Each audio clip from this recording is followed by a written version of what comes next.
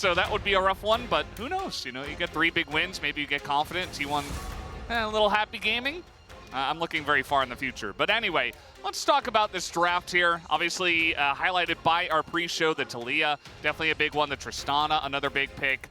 What is going to be prioritized here? The Ashe is already taken away alongside of the Nautilus. Nautilus gone now.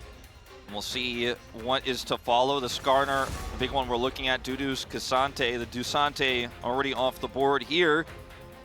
So, you know, we're not necessarily looking at prio here for something, you know, like the bottom lane when you're removing that K'Sante early on. As a lot of thought going into this one here. I think perhaps a little bit surprised by that K'Sante ban to come through in the first phase.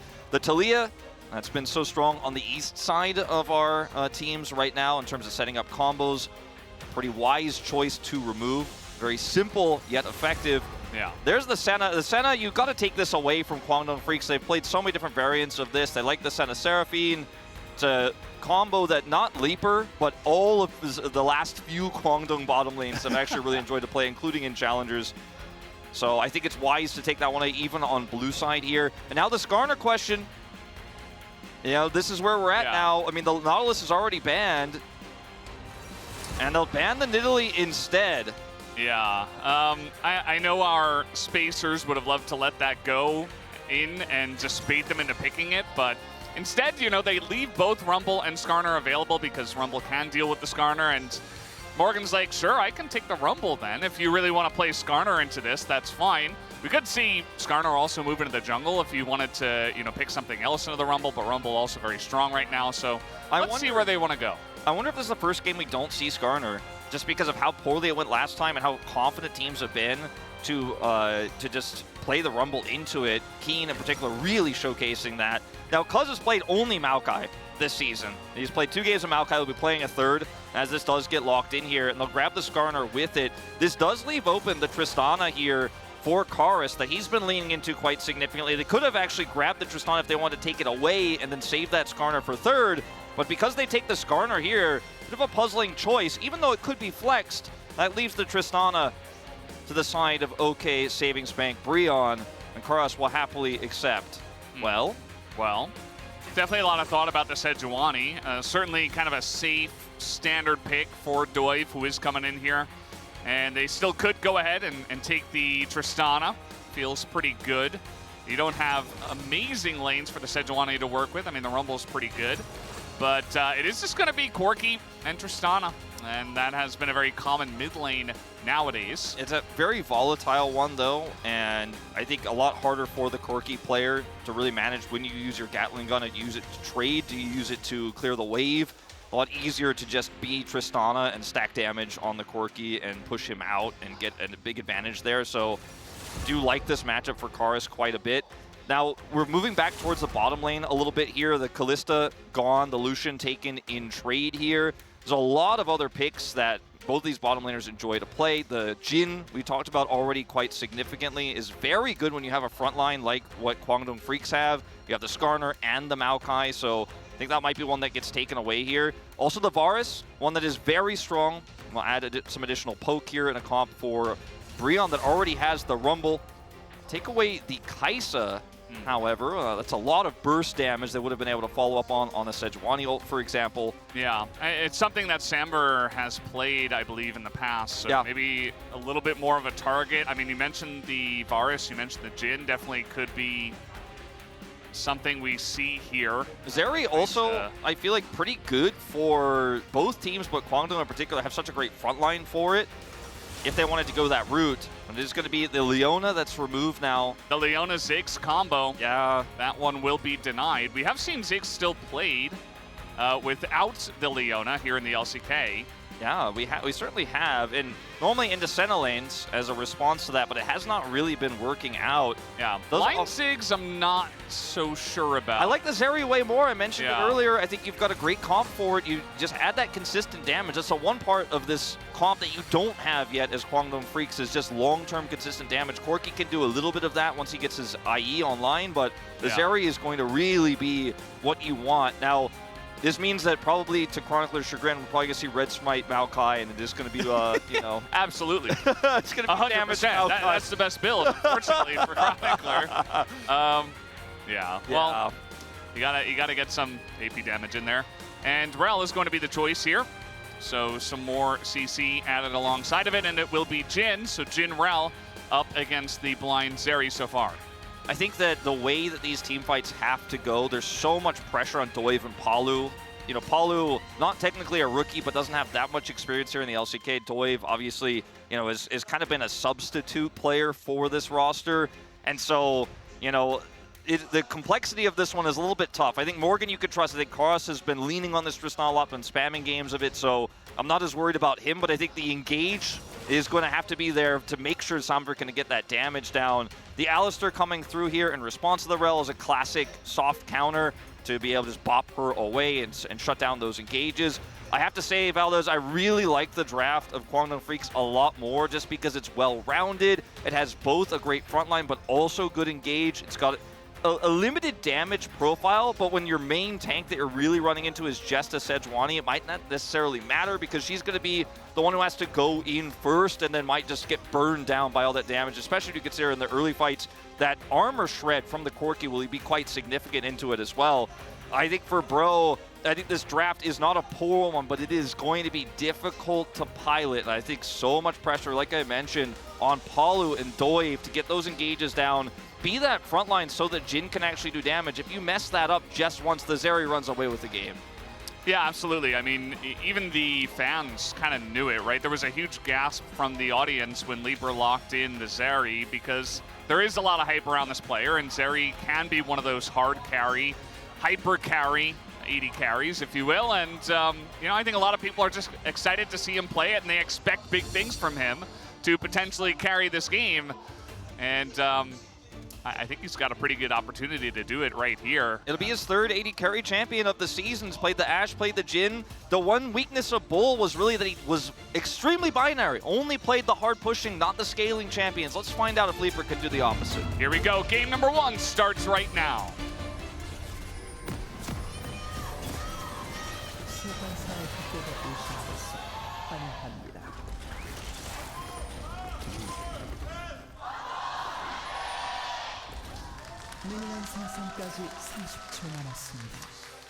The Quantum Freaks fans coming out in force today. A lot of hype after their big win against KT earlier in the week. And now they're here in the first Saturday showdown of summer. And I would say the big favorites. I mean, a lot of the fans believing it. We certainly had some more Giga Chad fans on the global side, but I think it was 95%. Yeah. To 5 on one of the Korean websites. Like, that is insane. Yeah, definitely not a lot of faith on the KR side. I think on the Western side, maybe some misplaced faith. maybe just a little bit of they're just having faith that they're going to have a good time watching, yes, exactly. Right? Regardless of the result, they're like, you know what? I'm going to put in a vote for my team. This is one of the rare times where the Western side is a little bit more voting with their heart than the KR side. The KR side usually votes with their heart a lot. Mostly. But maybe, maybe this time a little bit more brain voting. As what I'm most interested in, Valdez, in this early game is going to be how they leverage the Rumble pressure topside. At level 1, a little bit tougher to actually start getting a huge lead, but as you start getting a few levels in, it's really difficult for the Skarner to actually close that gap. The Harpoon can just push the Skarner away. You burn down that health bar. You end up getting Prio there. We'll see if the Sejuani can actually make an impact their top side. See Cuz as well, very aware of this, will path top as well. Ward will swap that Cuz is starting bottom because he's not on those Raptors. So some additional information, they instantly ping it. At the timing, he should be there. So they both know, okay, top side is where the action is going to happen. So let's not try to make any crazy plays here on bottom. Sombra is winning that lane for now. Yeah, they're going to hit level 2 first. The Alistar doesn't really do much for now, so just getting pushed in as you would expect. I really do like the Alistar in this combination. There is a lot of lockdown on their side already. It's great follow-up after like a Maokai ultimate or an Impale or something like that, and also you create a lot of space against the Rel, against the Sejuani for your 280 carries. Both sides going for double 80 carry in this case, as Karas is getting in there pretty aggressively onto Bull. He's getting pretty low. And by bull, I mean bulldog, of course. Got that dog in. Still struggling with that one. That'll never go away, I guess. Yeah, he's safe, I guess. That type of moment right there is exactly what I was kind of leaning into when I said it's at this level, between Bulldog and Karis, it's a little bit trickier for the Corki to actually manage how you want to use your Gatling gun. Whereas for the Tristana, you just keep shooting the Corki. It's pretty self-explanatory. The trading is quite simple. This is going to force Bulldog to teleport back, grabs a refillable potion and a control ward. That's not the ideal bag that you're looking for on the Corki, but at the end of the day, it will just be a trade of teleports. No summoners outside the teleports expended. It's not the end of the world, but could have been worse. Yeah, could have definitely been worse. Karis just teleport back, and they'll just reset in that lane, essentially. Karis picking up a call, so we'll be looking to just farm that one out. Top lane, Morgan, the first pick, Rumble. Very much expecting the Skarner to still be picked, and he is expecting to still have a pretty nice laning phase against that champion. Yeah, don't see any sort of early gank to come through here from Doiv. Obviously, a little bit tougher to pull that one off at this early stage. Nothing coming through from Cuz as another jump through. Good reaction there with a Valkyrie. And, at this stage, you see a little bit of a roam up from Palu, trying to get some additional information. Scuttles are traded. And what I'm trying to get at here, Valdez, is a bro game. We're keeping it slow. We're keeping it simple. What's your brew of choice today for your bro and brew enjoyment? Today, I got standard Lol Park coffee. I didn't go to the coffee shop. Yeah, me too. Yeah, that's kind of my go-to as well. Yeah, we got a little bit of Park coffee. Nuding GT as well over here. Like, we keep changing the tea at Lol Park. This one's pretty nice. Yeah, it's. I feel like it would be pretty high in calories just because it's probably made from rice, but 5 calories. 5? Okay. That's way too high for me. Really watching my weight. The 5, I just can't. I can't afford it. Yeah. Meanwhile, I had cake yesterday. Well, carrot cake. So so it was worth it. I mean, if you just don't drink 100 Who says I won't? I mean, maybe I'm really thirsty. In 100 days of you not drinking, it'll be totally happy with how it all went down. As we are going to see the grab of this dragon here very early from Bro with the prio they have in mid. Not really much Bulldog can do, as they are going to rotate Cuz over, but ult. Yeah, they're still trying to go for this, though, and turn here from Bro. It's very deep, and yes, they will take down Cuz first blood, but what will they pay for it is the question, as Leaper is flashing into them. For now, it's just going to be a 2-for-2, though, but it's a double kill for the Zeri. Gonna certify this one, Valdez. Stamp it. I mean, these are the types of skirmishes you don't want to hard commit to. You got the initial pick, you were winning the fight. Take your W and grab the dragon against a Zeri. She is just so strong in these early skirmishes, even without her ultimate. With her ultimate, even scarier. But she's just so good at outputting that consistent damage, what a Jhin really cannot do at this stage of the game. And so this is going to be what was a weak lane for the Zeri and a huge CS deficit, now kind of completely shored up by 2 kills being picked up. She has a cull as well, so Leaper has really set himself up for a powerful mid-game out of this greed here from Bro, and Bro will not get the dragon either. Just going to turn their attention topside. You watch the numbers game here and Andil and Leaper are out of the picture. It's totally fine for Palu to say, look, I'm going to engage, we're going to try to knock Cuz out, then we can secure this dragon. And when he flashes away there, you don't have to continue to go forward, but it's a good play from Andil here to keep locking them down as Leaper arrives here, can get over the wall. Damage output really just tough to match at this point. I mean, it wasn't a longer fight here, but he can rotate in so quickly as Zeri, flashing into them as well. Now picks up his Berserker Greaves. Could have been a lot better for Bro. Yeah, definitely could have. I think, going pretty deep for that one. And as you mentioned, that's exactly where the Zeri does thrive, in those little skirmishes very early on in the game. And so Leaper already putting himself into position to carry this one. Kara's going to jump on into Bulldog once again. Palu is here as well. It seems like both teams really want to take this Drake. A lot of control, just being pressured around that area of the map, some control wards. The Scuttle Crab was taken by Cuz, though, so for now, Quantum Freak's going to hold on to that. But a slight gold lead still going to be in favor of Bro, all things consider. The mid lane going pretty well, Kara's getting a kill, and the top lane also going well for the Rumble, and still the CS lead for Somber here, although Leaper with the 2 kills is catching up quite a bit.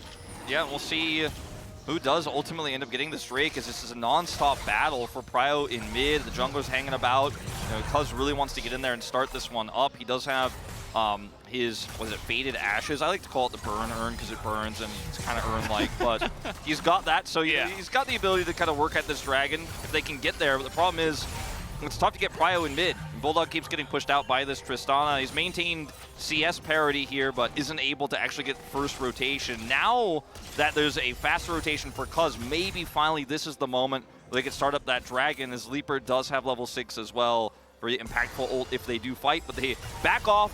They don't have vision in the pit. We're kind of just juggling Prio here. And it does feel like both teams have kind of given up on it for now, just going to let it go. The first set of grubs did go the way of Doiv as well, so he's picked up all of the first 3. As Doiv is going to be here once again, actually invading onto Cuz, who is up a level. But he does have the Tristana rotating over. Meanwhile, a fight down at the bottom side. Is Leaper going to throw that ultimate in? He's getting aggressive as Ondil, and Leaper moving ahead, trying to get a kill down in the bottom side, and Paulu's in a lot of trouble. Will get chased down the lane by Leaper, who will pick up a 3rd kill already. I mean, Jin is not really an AD carry. You know, the copy pasta where he tricked y'all, man. He doesn't really output that much damage at this point. He has a lot of burst, obviously has a lot of utility, and if he's given a ton of space, he can do massive damage, but you don't want to be in range of this Zeri who has ult online, and even just sitting on Berserker's Greaves, you know, it's a lot of damage. She got 2 kills early, now she's shored up the CS, and Leaper is just a huge problem in this game, and we'll have to see how that all started off, because we jumped over there a little bit late, but there's a lack of respect being shown there, and the Jin just isn't going to be able to compete, sadly. Bulldog, ton of damage there on the Kars. Yeah, sometimes, I mean, as you're mentioning, it's kind of the scenario you find yourself in the bottom lane that might matter most. It's not always like a crazy, flashy play. It might just be, okay, we need to know that we can't be in range of Ondil's engage. And it kind of, based on what we saw right at the beginning of that one, I'm sure we'll see the replay. They probably just got comboed by Alistar and then the fight started. But if you know you're not going to win the 2v2, you can't be in range of getting engaged on like that. So either way, we will have to check in on the replay. Yeah, let's take a look at this. Yep, just no range of the combo. Yeah, no vision of Alistar and in range of the combo. Zeri's there with the all-in. I mean, they had vision of Alistar. He was standing in the lane. Oh, I thought he was on the brush. No, he was just there. Well, in that case, I really can't defend. I'm trying to cup half full of this one, but it was the Rel who was in the bush, and yeah, it was very much Samver and Paolo just being pretty close and very far up the lane, and they do get punished for it. Yeah, obviously, if you're going to be in range of the Zeri all-in from started off from the Alistar, obviously you can't just do it alone, then you're going to lose this one as Jin, you know, just by the nature of how the champions work. So, yeah, pretty simple one there. But here we go again. The ult, and Samver, he doesn't have his flash anymore. A couple of Qs are going to miss, though, but Leaper's still putting on a lot of pressure. And again, that's just going to chunk him really low and kind of get him to a spot where he has to ult the wave now just to try to survive. Generally, we will see like one-on-ones between the AD carries in the bottom lane, but it won't always go so heavily in favor of one guy. Yeah. I mean, Dallas is really running away with Leaper. He picked up a Rectrix as well, so a Rectrix, excuse me. So he's really going to be putting that damage out there. Having that extra speed as well is going to be quite nice. 900 gold to lead. Almost was able to get an extendo beam there as well to deny the back of Samver. That would have been insult to injury. As Paulo once again trying to come up here and make something happen on Bulldog, but he's playing too safe, too far away to get caught by that engage. Even with the flash engage there, it would have been tough for Paulo to make that happen. And Bulldog just safely gets away with this one. So in terms of the gold right now, very even, only 200 gold, the difference between these two. But as I mentioned in the draft, you know, Guangdong Freaks' draft kind of plays itself. It's very well rounded. The Zeri's already online at this point. And, you know, Doiv should be fine here, but yeah, playing with fire. He's got enough support from his teammates that are nearby. Ondil and Bulldog just trying to aggressively control some vision. I'm just a little bit concerned about how these next few team fights are going to look when it comes to 5v5s on these critical objectives. And, you know, the big concern is the Zeri, and whether or not we could see Paulo and Doiv lock this guy down. So mobile, as a bit of a scuffle here. Yeah, and you remember how the draft went. You were talking about the draft. Like, we had the Nautilus ban. The Vi was not banned.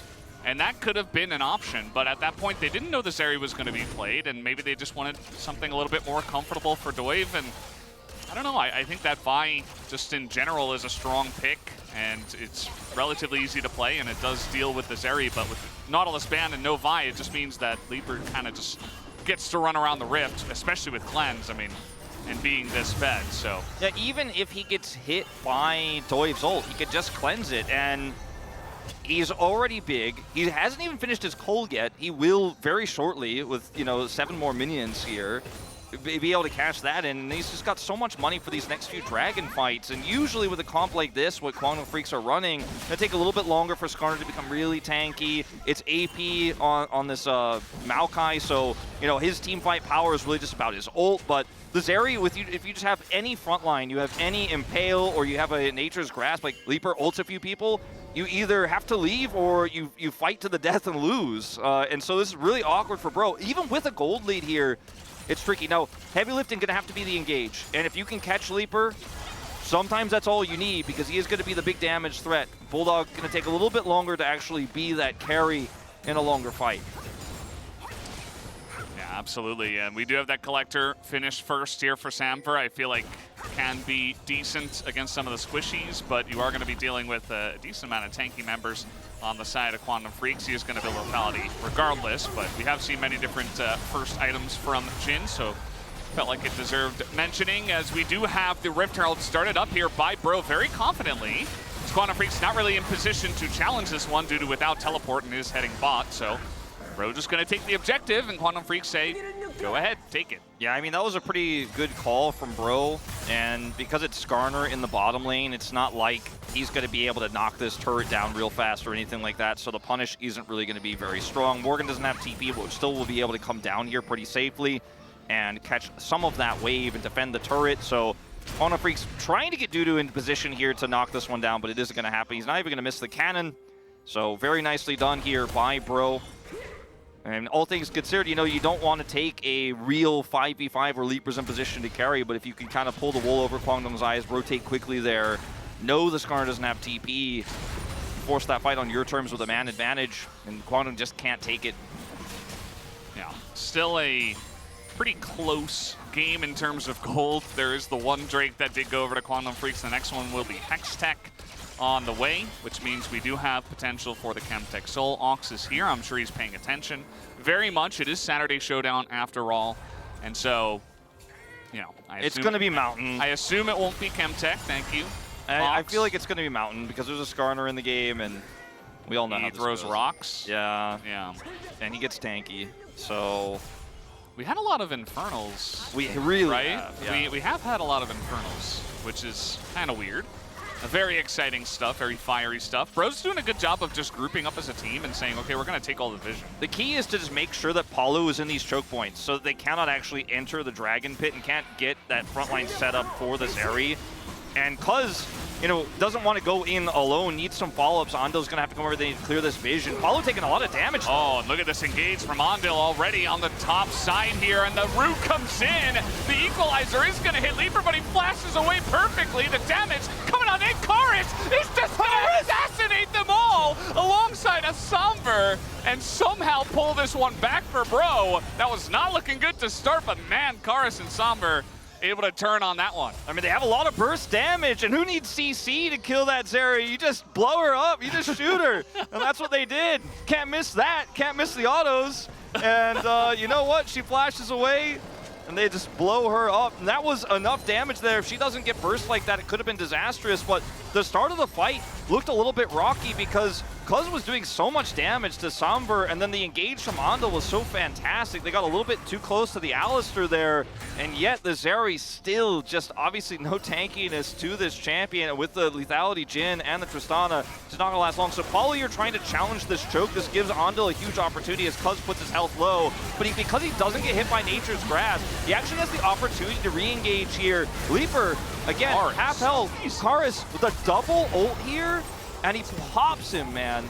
Yeah, I mean, Samver, I gave him credit because he joined in, but that play was all created by Karis. Yeah. Right? I mean, this is insane wherewithal, like within the fight, it's all going wrong, and you're just like, no, I'm gonna assassinate them. And he has the knowledge of how much damage he has, but also his positioning is good enough to give him the opportunity to go in like that. After Cuz's ult is, Yeah, Andel's just dead. He does not have Unbreakable Will. He did have Flash, but not even sure he was given an opportunity to use it. So that's a pick onto Alistar, and could just be a Drake, but instead they're going to look to push mid-tier 1, which is also a fantastic early objective here for Bro. Yeah, this Herald not even really needed. Well, give them an extra charge potentially towards that inner if they want to really force the issue. They have a Tristana here. Do it, Karis. Kwangdong need to respond because that's a lot of damage. Meanwhile, yeah, they're trying to engage onto this one. The Maokai does some surprising damage, actually, early on in this game. Dudu just top lane waiting to TP in, and now with the chunking going in, I mean, they committed a lot to try to get that mid-tier 1, so I suppose Quantum Freaks just get the Drake for free. Yeah, I think that really was not the place to be for Bro there on the river. I think a very split team call, trying to, on one hand, push the Herald mid, but on the other hand, being a little bit too far up there in the river with their tanks. So, Cuz with the Leandries does do significant damage. We've seen it in these setups, as you mentioned there, but also in the previous fight into Palu. Yeah, not going to get caught here, Karis, but they don't end up getting the Dragon. They don't end up getting the inner. They do get the mid turret, the outer, but no damage done there on the second one. Yeah. The Rift Herald's kind of getting a weird amount of value. I feel like they could have just dropped it, let it hit, and then turn and just go directly for the Drake and pick that up. So now with the Cloud Soul on the Rift, I feel like the Cloud Soul is actually going to be fantastic, especially when you look at both of these compositions that just love the extra movement speed. So many of these AD carries love it. The Jhin and the Zeri are super fast. All the engaged champions going to love it. And it's not a Chemtech, so we love that. And Quantum Freak's already a couple of Drakes in the lead, trying to get towards that very valuable soul here.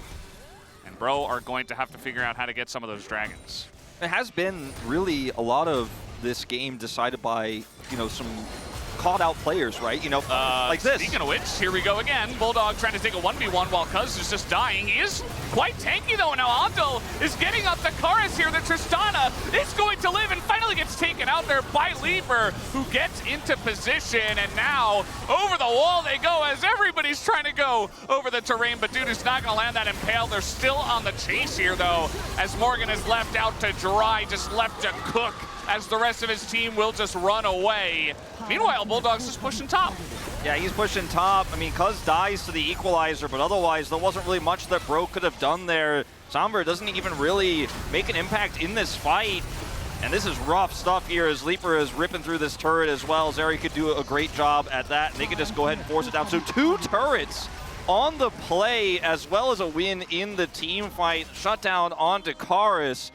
And man, this game has been very back and forth, but it all starts off with somebody looking like they're out of position. In this case, Cuz, right? But the rotation up is so fast, and even with the teleport coming through here from Rumble, it takes him so long to get here, and his equalizer really impacted Cuz more than anything else, as Bulldog actually escapes and then goes to kill the turret. And look at the damage output on the Zeri already. You're just not in formation here as Bro, and Morgan, he came into ult, and then he's like, well, I can't do anything here. There's nothing I can offer in this. The fight is over. Same with the Jhin. And this is why I was saying this comp for Bro is harder to play than what Kwangdong Freaks have. Just really simple. Protect the Zeri and let her do all the work. And when she got as accelerated as she did early, it's tough. And Cuz tanky enough to, yes, he was caught in air quotes, but tanky enough to just allow Kwangdong Freaks the numbers advantage there to take that. I mean, the people he was caught by as well was like the Rel and the Sejuani, I think, right? So there wasn't a lot of damage there, and essentially, okay, this is weird. Morgan just flashing in, and they're doing Baron. What is happening? They're just going to do Baron, and Cuz shows bot, and they're like, you know what? We'll just take the Baron. No, it's 21 minutes into the game, guys. Yeah, it's Zeri is here. I don't know about that. Porky is here, and Rumble doesn't have teleport, so optimistic. It was decisive. I'll give him that. But they will have to back away. It's true. That's an improvement. Yeah. Generally, you want to make your decisions kind of in the positive direction, but, you know, as long as you're all on the same page. And they also made the decisive call to not do the Baron after they decided we would start it, and then they were like, we can't do this. Yeah. Let's leave. Well, that was a bit of a messy one. And for Bro, it's so frustrating because it felt like Karis was really going to run away with this game. It felt like they were really starting to get back control, and then it slips through their fingers with some awkward skirmishes here. And now you're dealing with the Zeri problem. we've had a Zeri problem since minute 7. That's when that fight happened, that first skirmish, when we got the stamp of approval from Wolf. He certified the Zeri moment, and now she has 5 kills. And the biggest thing about Leaper for me is that he always seems to be in the exact right position, and he's so quick about it. And Zeri is just one of those champs that allows you to do that even better. So he's just like right there. The second they need him, he's outputting a ton of damage. It's incredible to me. I think what Bull didn't have and what Taeyun, lacked was strong positioning, right? Leaper's positioning has been fantastic. Bull didn't have the flexibility, but Leaper has played now Ashe, Jhin, and Zeri, 3 completely different style of AD carry champions. So he showcased his skills in 3 different areas, and that's what's something you want to see, right? And when you're a streamer, you're playing solo queue, you're going to have to play a lot of different champs, right? You're moving up the ladder. And he's known for his flashy plays, but we saw him all in, follow up on those engages so incredibly well early, and he's too big to fail at this point. This Phantom Dancer is just going to rip through these health bars, and Sombra just needs good engage to actually get value on this pick, and it's really Karis is going to be doing the heavy lifting otherwise in terms of damage throughput here. Meanwhile, on the side of Quantum Freaks, they have this pretty fit Corki as well, as they, okay, that was very optimistic, and Doiv is just going to die for it. Leaper will pick up that kill, as here comes the Skarner, looking for the Impale, just desperate for anyone at this point. But there will be a Blast Cone to deny us any more action, unfortunately. Looks like it's going to be Soul Point Valdez here for Kwangdong Freaks. Doiv looking for the opportunity there, but it's just a Valkyrie away from Bulldog. He's just gonna kidnap him in the jungle, and Samber has to cleanse and flash to get away from Dudu, who just pressed his R button, just like that. Well, you end up getting 2 summoners for it. I think you'll definitely say worth, even though the kill doesn't go over. And that's a very common thing to do, to just go, well, okay, we're going to give the dragon, but we'll get red buff and then punished. As Doiv here, very far up, trying to help set up with Palu. But look at the positioning here of Bulldog and Leaper. Like, they're both on the opposite side of where Doiv and Palu are going in. They're so far away from the rel engage. There's nothing they could do, and it's a really easy Valkyrie to just avoid the attempt there from Doiv to catch him. And so it all fails, it all backfires, and Doiv is just ripped to shreds, taken out instantly there. Positioning of these carries here for Kwangdong Freaks, too good for the opportunity Bro was looking for. Yeah, that's what I was talking about before. It's like they have this insanely fed Zeri, but Bulldog is also doing really well. Like, his farm level is high. He's got 1 kill, 5 assists. Like, he's definitely got a lot of gold under his belt. So if one fails, even if the too big to fail guy does fail a bit, you've still got that second AD carry who is quite serviceable. And the Warmogs isn't really going to do a whole lot into this type of damage output as well. I mean, against a lot of different comps, it's very strong. It's good against like the Leandries of Cuz if you're getting a lot of poke from that, but I'm not a huge fan of the itemization here for Doiv in this case, because you need to have a strong set of armor to actually live long enough to get into the thick of things and look for those engages. You could see after the engage failed, his health bar just disappeared. There wasn't going to be any regen. There wasn't going to be any, okay, I'll walk out of this one and then come back with full health and do it again. Yeah, Warmogs, definitely a big part of the meta, but sometimes we kind of say, we've taken the meta too far. We've adhered to it too much in this case. The recommended items aren't always right, Valdez. Fox yesterday talking about Locket as well into Karthus, but instead we just saw Warmogs going to the support, which all the supports are just building that item. It's just the way it is nowadays. I feel like especially in week 1, a lot of players are like, okay, this is the way it is. This is the itemization. This is the meta. I'm going to do this. And then a lot of times we'll see the iterations over the course of the first couple of weeks. It's so insanely strong for supports to be able to buy this item, because while you're clearing wards, you will obviously inevitably take a lot of damage, and you need to be able to have that health bar so you can constantly then control vision. But yeah, the Locket would have been great yesterday, but we digress, as Kwangdong Freaks are just going to start up this Baron, and Palu, again, trying to get in, but he's blocked, and look at Dudu's angle! Oh, Dudu, he's found Somber, and he has nothing! He has no health, no summoners, nothing at all! And Doiv is going to go down. Karis, he had 1 miraculous play in this game, and I think it's going to stay at 1. He has to hop away, and Dudu's just going to chase him around the map. And once again, Cuz and Leaper, they were already 2-manning it. Okay, trying to back on a ward, that wasn't good. Morgan going to take that down, but Karis eventually, Dudu does find him in the jungle, and that will be Baron here for Kwangdong Freaks at 27 minutes. I mean, Leandri is on this Maokai, and Azeri sitting on 3.5 items. They can just duo this. It's going to be fine. They can do it quickly enough, as Morgan will be punished as well. What's going on here? Go home, my guy. You got the 1 kill. You flashed for it. Yeah, Morgan's going to be caught out as well. Very unfortunate mistake there, just to add insult to injury. And Quantum Freaks. Yeah, wholly unnecessary, Valdez, to be there. Yeah. You got the kill. Take your W and leave. As I mean, this is really just, you have to check the Baron, you have to approach with your front line. The Nature's Grasp is going to get the roots, but it's really Dudu's play to take out the Jhin instantly. That's the biggest problem here. And Karis, he just gets burst down. If he was able to come in there during all of that CC and add some extra damage, maybe he could have added some extra potential for them in that fight, even if the Jhin was burst down. But he was on the wrong angle for that to work out. And then, yeah, I guess we're not going to watch Morgan's. I prefer it that way. Yeah, I prefer it that way. Yeah. Let's just skip that one. Let's pretend it didn't happen. He is the Lord after all. But yeah, I mean, it is kind of insane what Skarner can offer you, especially from ahead. He does turn into kind of an assassin, right? Just getting into that back line through the wall. Never expected it, did Samver. He's just trying to play an immobile carry, and he will get punished for playing that. It's a nice angle here from Ondil, but they do just kind of boop him away. And the Baron push will continue. Quantum Freaks say, we don't care about the curses. We don't care about Spring. We don't care that we haven't had a lot of success against this team. We are revamped. We've got Leaper.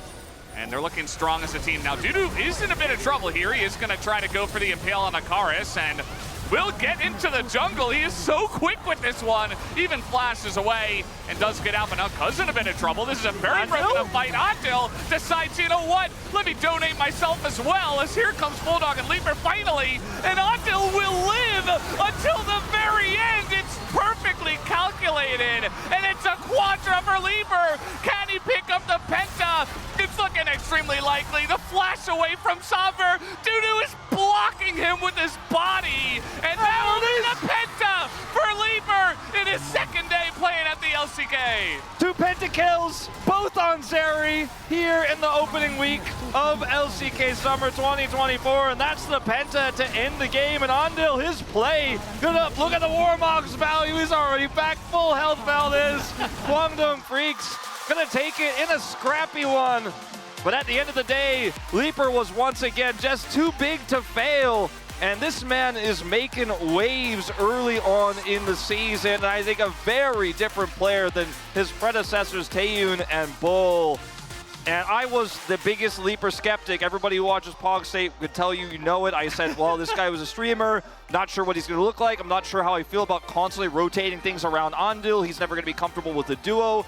But suddenly, you know, this duo looks really strong together. Now, obviously against KT, some really good plays for Ondil, setting up Leaper in this game as well. Wouldn't be surprised if Ondil actually gets a few votes because he had some fantastic engages and was a huge part of why Leaper got so big. But I mean, the Penta speaks volumes. His positioning was fantastic. And for Bro, I think they made some good decisions in the early game, and there was some great calls. Karis' flash play, the Tristana moment where he was able to kill the Zeri, that was great, but otherwise it felt like Bro were floundering and constantly trying to force things they had no business fighting, and Quantum Freaks were just like, thank you for the win. At the end of the day, like we said it so many times with the course of this game and in the draft, they didn't have an answer for Zeri, and if she got fed, it was going to take over the game, and guess what? It did. It really did. The Skarner also having some shiny Skarner moments, as we would expect. Morgan did well in the lane, and he had some decent equalizers, but still not nearly the impact that Skarner had in that first game. So Quantum Freaks looking strong once again, coming out here with a big win in the beginning of Saturday Showdown. We're going to close for now and send you over to the space after a short break. We will be right back.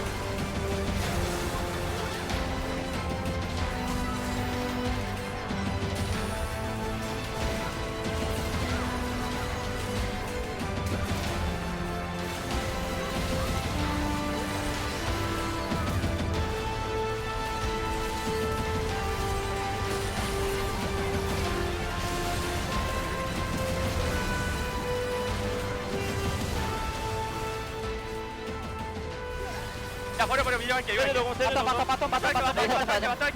살았어. 나 한번. 쌈바. 집텔할게 집텔. 천천히 봐. 앞라인부터 쳐볼래? 해봐. 천천히 보자. 해봐. 나 집 볼게 나. 나 원코 만나. 야 박을게. 뺐다. 먹어. 뺐다 제발. 안 될 듯? 아 먹어. 되나? 끌어도 돼? 배달해줄게. 먹어. 나이스! 이거 진짜 하네. 일부러 안 죽이고. 왜 끝냈어? 그 전령은 나 때문에 나가게 됐다. 그 알고 있는데 아 근데 뭔가 내가 전개 좀 봤어 초반에 움직임. 내가 문제대로 안 되는 건가? 소리. Problem. Yeah, but overall, I think Samber's a decent player. Envy also a decent player, so kind of interchangeable at this point. And as was mentioned by the space, Bro is going to stay on the blue side. We have seen some teams mix around with that. I think Dongshim also moved over to the red side in their series after losing on blue.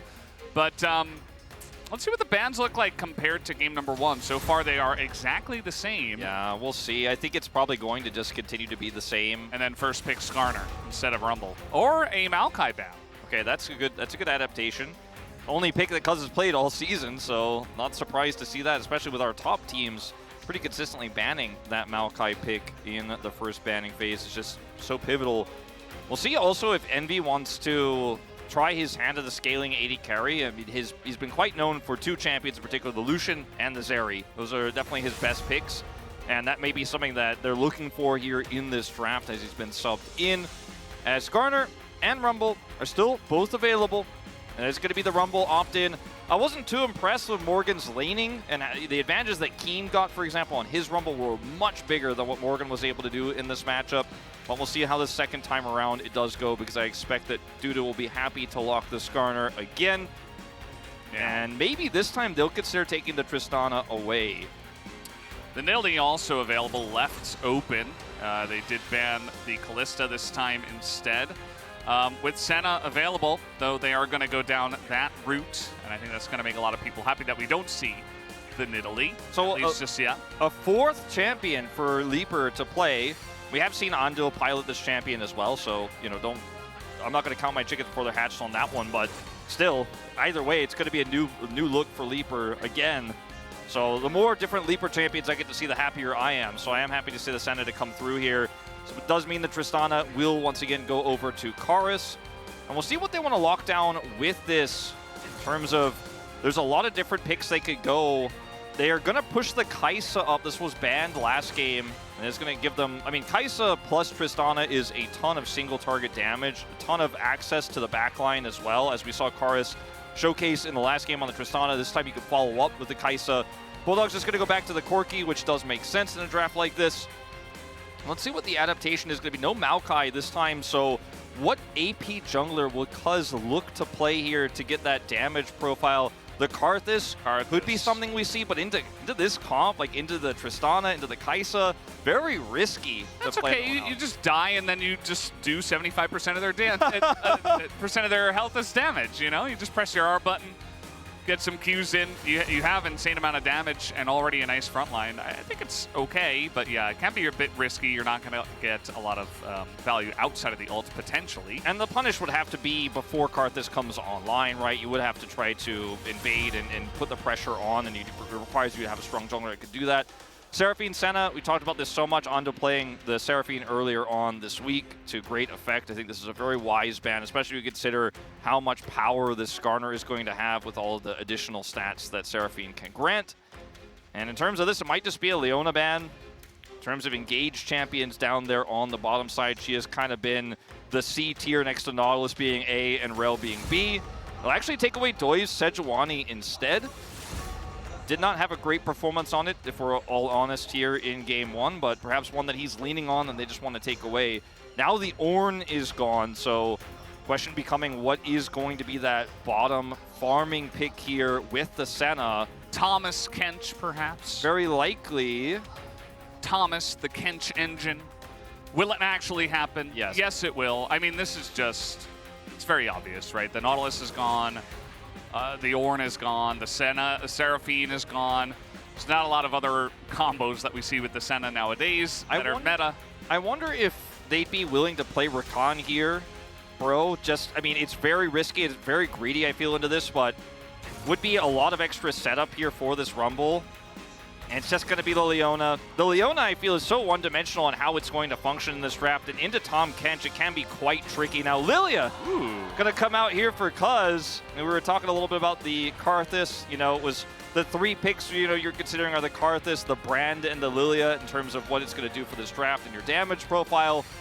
And Lilia feels fantastic into Xin Zhao and the Leona because it's really easy to actually peel and turn team fights if they try to engage. As long as the Lilia doesn't get hit, she sets up a sleep, then you re-engage. It's very, very simple. They have a lot of safety with this Tahm Kench for both the Corki and the Senna.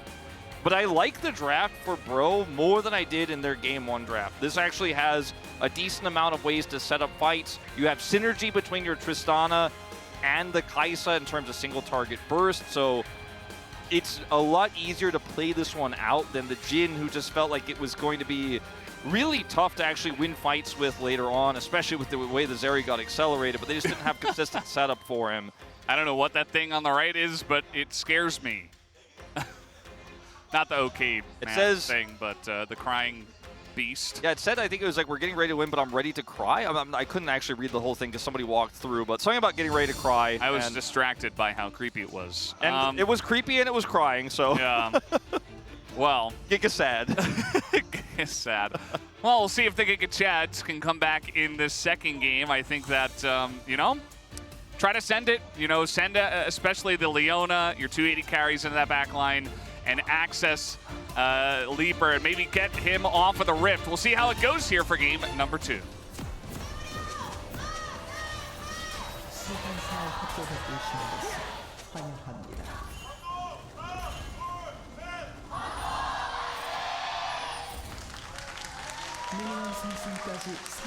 Here we go, Doiv.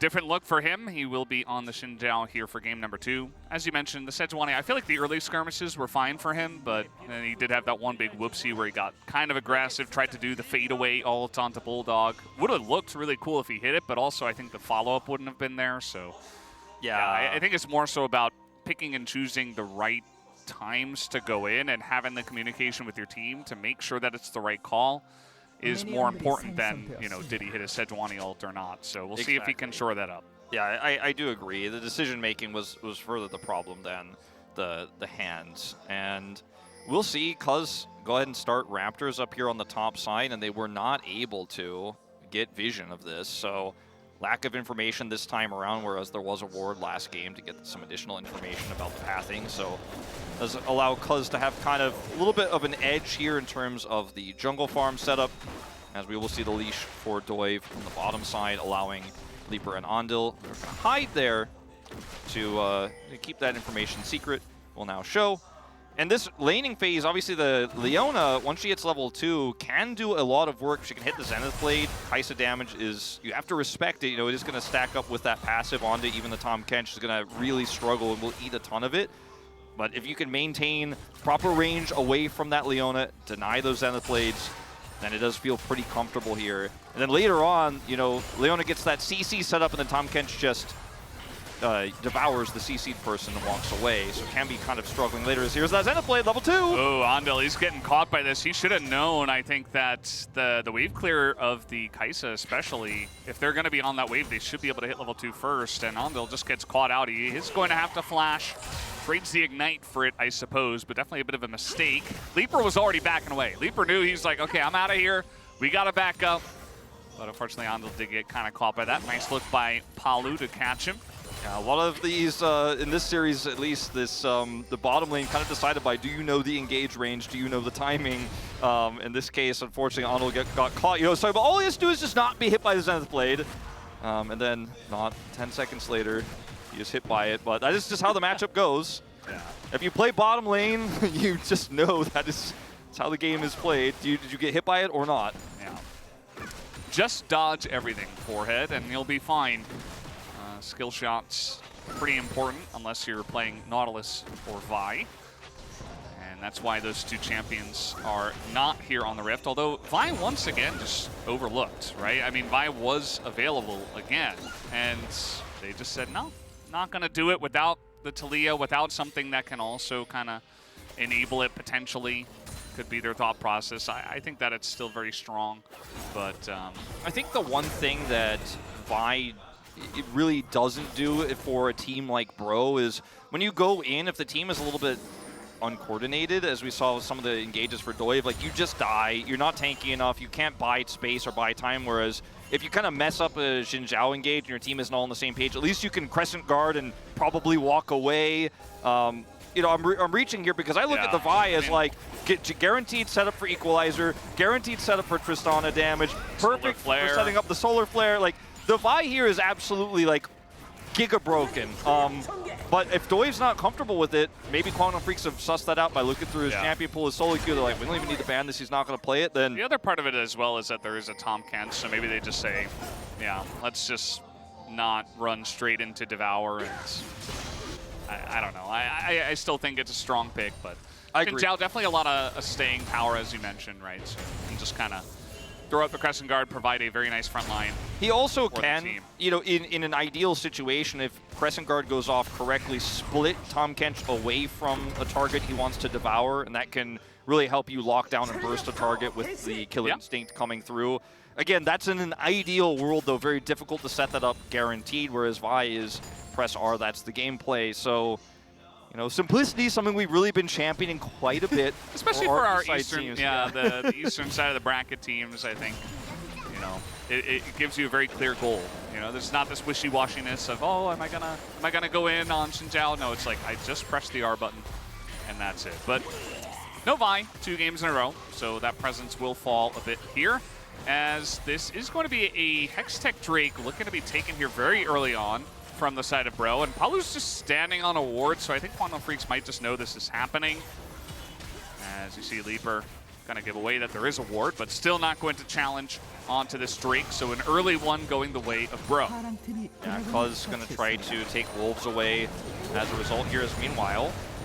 Nice trade here from Bulldog, actually. Karis going in for that one, but Bulldog avoids the jump damage and is just able to back away, but there was, of course, the horde of teammates of Bro moving up the map, so he avoids that as well. Has the wave, and so his Gatling gun is going to start shredding that armor as well. Someone what? Knocked into the wall, and we see the Rumble is just not having a good time here, although now trying to turn this one around, and Quantum Freaks will respect it. They just get out of dodge with everybody coming up the river. They do not get the kill onto Morgan, but at least they get away with their lives. That's the Giga Chad confidence I want to see from my OK Savings Bank Freon. That's what I want to see, is Morgan just in the face of danger. I'm going to equalize. Palu went mid, now he's going straight up the top. Now this will cost them, obviously, with Palu showing a plate down here in the bottom side. They know they can hard push this. They're going to give up those grubs. So ends up being a flash expended for Morgan. We'll have to teleport back to lane. So it's not a free, you know, win, so to speak, there on the top side for the grubs. It does come with a trade-off, but a really good reaction there from Bro, and Palu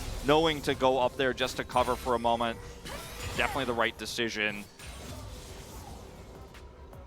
Yeah, just trying to make his presence felt on the Leona. It's what you'd like to see. And so far, I mean, with his first Zenith Blade, getting a little bit of a lead in the lane, and then the play top side there, you know, making a big impact. Yeah, when is Leaper going to start moving around the map? Looks like now, actually. He goes back, picks up his Swifties, and he is looking to the top side of the map. This is oftentimes what you do on the Senna. Just going to leave the Tahm Kench down on the bottom side to farm by himself. Don't necessarily need to be in that lane to get souls on the fasting Senna, so it's going to show on a ward here. They do ping it immediately, so they know that Leaper is going to the top side. We'll see if Bro can use that information to some effect in this game. Yeah, Doive is finishing off his red buff, and then maybe could try to make a play onto the Tahm Kench here, bottom side. Palu also kind of between mid and bottom. Looks like a lot of respect, though, Andil showing, just letting the wave push through, so a little bit of a lack of opportunity there. They won't be able to do anything with this, but can react. Morgan will pull back, and we will just see nothing from this Senna roam, sadly, for Leaper. Although he was channeled back, and now he's looking for maybe potential root setup here in mid. Yeah, Palu's also showing, so maybe just wants to be here to get some XP and souls as well. He's gonna get the root down onto Karis, but he helps out Bulldog, pushes this out, gets some souls. Just hanging out, having a good time in mid lane, and now he will look for a back. Yeah, good move there from Leaper. Very quiet start to the second game here. A little bit of action topside, but otherwise just kind of farming it out. Next Dragon's up in 2 in perfect sync with those Void Grubs. And that's where we're going to see potentially a big fight there on the bottom side. To give Bro 2 Dragons in a row would not be ideal for Kwangdong Freaks if it's going to be a high impact soul. Which, you know, numbers here are pretty 50-50 on that at the moment with the Hextech and then Ocean. Yeah, I'm hoping for a Infernal again.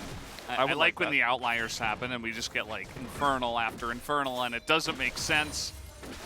But we'll see if that actually does come into effect here. There is a lot of damage on both sides of the Rift that would love an Infernal Soul. Although the Infernal Soul does kind of feel bad for Rumble because some of the walls go away and you don't have as many chokes and can be kind of annoying. Mountain on the other side, great for him. Yeah, definitely true. And you're looking at the game state now in terms of where we are scaling-wise. It's a pretty even game, and you know, there's not a whole lot to say in terms of like who wins, which one is better in the late game. Obviously, the Senna will be insanely strong when we go super late, but the Kai'Sa hasn't been given too many opportunities to show that combo with Karis and the burst just yet. So I don't want to say, oh, it's great for Leaper just because nothing happened yet. But if things continue to not happen, it will start to become great for him. And that's why this next fight is so critical in the next 30 seconds here. If Bro want to look for a skirmish for the Skarner's too tanky, Morgan set up an equalizer play, for example, if he wants to join in. There'll be an opportunity to get this Kai'Sa and Tristana online. I think they definitely want to fish for it more than Kwangdong Freaks, but Kwangdong Freaks are priced into it because of that potential double Drake lead here.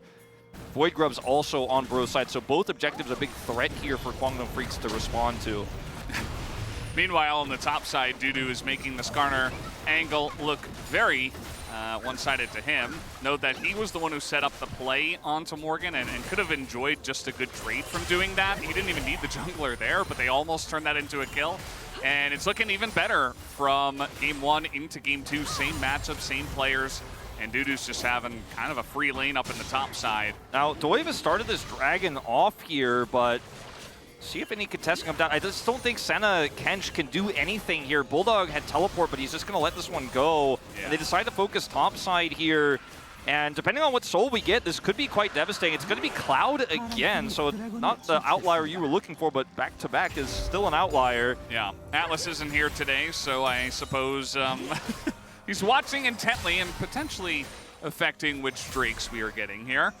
Just wishing and praying for the soul.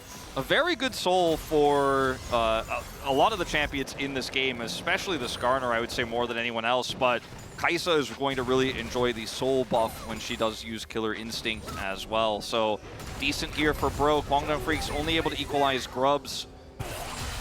And this bottom side starting to become a little bit more problematic for Envy as he's starting to get outranged a little bit, and the turret will drop another plate here. So Leaper is starting to get larger, starting to pick up the stacks. I think it was 40. We saw last time he's at 46 now.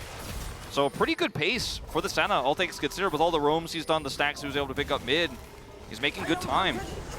Yeah, he definitely is. As now Morgan in a bit of trouble. This is a 2v2 though. They see Doive and they just try to back away, but now Dudu in a bit of trouble. He is burning and he will flash just to get out of dodge. And I like that call. You know, they see the Shin down and they say, hey, you know, we shouldn't force this from here. The items that Doive has compared to what Cuz has means that 2v2 is just not really winnable realistically in this situation. It's much tougher for the Lilia to be the first one to engage in the 2v2 like that, and he doesn't even commit the ultimate knowing that it is just a zero-sum play. Good decision making to back out there. And still no kill. 13 minutes in. This might actually be the longest time before a kill this season. I know it's only been a few days, but like sometimes we still counts. Yeah, still counts. What is it, like match 7 today? I think. Let's see if we have the data. It is match 7. Doing math on stream. So the longest game, or longest first blood so far was 10:55, so we passed it by Hey, already. breaking records in 2024 summer, week 1. That's hype. It's hype. It's hype, yeah, okay. We're getting in on Cuz. He's in a lot of trouble. And look at this. Kaisa immediately comes in, but the Devour is huge from the side of Ondil, as he will get Cuz to safety. TP also coming in, but the follow-up has to be here. Leader's going to land this route, and Ondil might be the one guy who's in trouble. But he's also on the run here, and everybody else has gotten out. So Ondil will be the sacrifice. First blood at 13:39 finally does go over to Morgan. Yeah, if he had just died a little quicker, we could have had an elite first blood record, but moving to 39 there. Dudu will get some consolation plates on the top side. Looked very bad there for Kwangdong Freaks, but you can see the power of Tahm Kench in a composition like this, and I think Karis' ult also kind of inadvertently helping them on the retreat there. Not the value he was looking for, but at the end of the day, it is still a kill to go over for Bro, still a good punish here. The kill does go over to the Rumble as well. Morgan going to pick up some additional gold, sorely needed after how the laning phase was going for him. Kind of unfortunate that we have to say that sentence, but yeah, he does kind of shore up his laning phase against Skarner, who had a tier. Still, puts him in a gold lead, and that is significant as the Rumble needs that first item to actually be able to do the real big damage in this upcoming fight. As I'm not entirely sure if he was able to pick it up. Gay has now. The Leandri's completed. And this next fight for Kwangdong Freaks, I mean, they absolutely have the tools to win it, even though Senna is not, super big just yet. But I think this is a fight they absolutely need to take. They don't want to give Soul Point over. As, Killer Instinct comes in, and then this Buster Shot kind of gives Cuz a little bit more leg room here to pop out onto the other side. But Ondil, unfortunately, just isn't going to be able to escape. Gets caught here by the Zenith Blade, and that's the end of him. Morgan picks up the kill. Good punish, though, and you can see how quickly this composition from Bro can collapse on somebody who's caught. That's really the big example there, as Doig, by the way, is just going to pick up a free Rift Herald. Just gets it solo by himself. Everybody else was off the map. Quantum Freaks was down on the bottom side of the map, maybe wanting to begin picking up some of these Cloud Drakes, but that will be now potentially the Rift Herald to help Bro stack up another Drake, get some pressure in mid once again.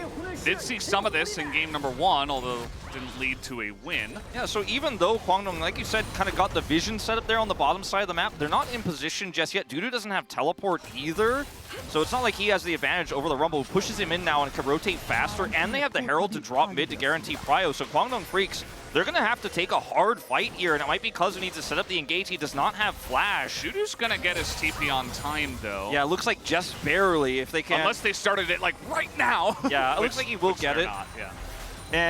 But he's not going to be there initially. He's going to have to TP on a flank. They had some ward set up. A lot of that vision cleared now. He's got this ward here. Yeah, they're trying to go forward into this one as they are going to blow up the Tahm Kench, and now Dudu is kind of behind enemy lines, and he's just on the run. Everybody else is leaving him out to dry. Not much he could do by himself 1v5. And that is a couple of picks here for Bro. A Rift Herald in mid, and it should be soul points. Yeah, I feel like Kwangdong Freaks just kind of got caught with their pants down on this one. The call to just go Herald top there and set up this fight was a good one, because even if they timed out Dudu's teleport perfectly, they would have known that if he TPs in, he's going to be late, and he didn't have a great TP angle because they cleared a lot of that vision. And yes, he had the flank, and some ways that's great for Skarner, but if you lose the fight before he shows up, then it doesn't even matter, and he shows up to die, sadly, in this one, and Kwangdong Freaks lose everything on this play.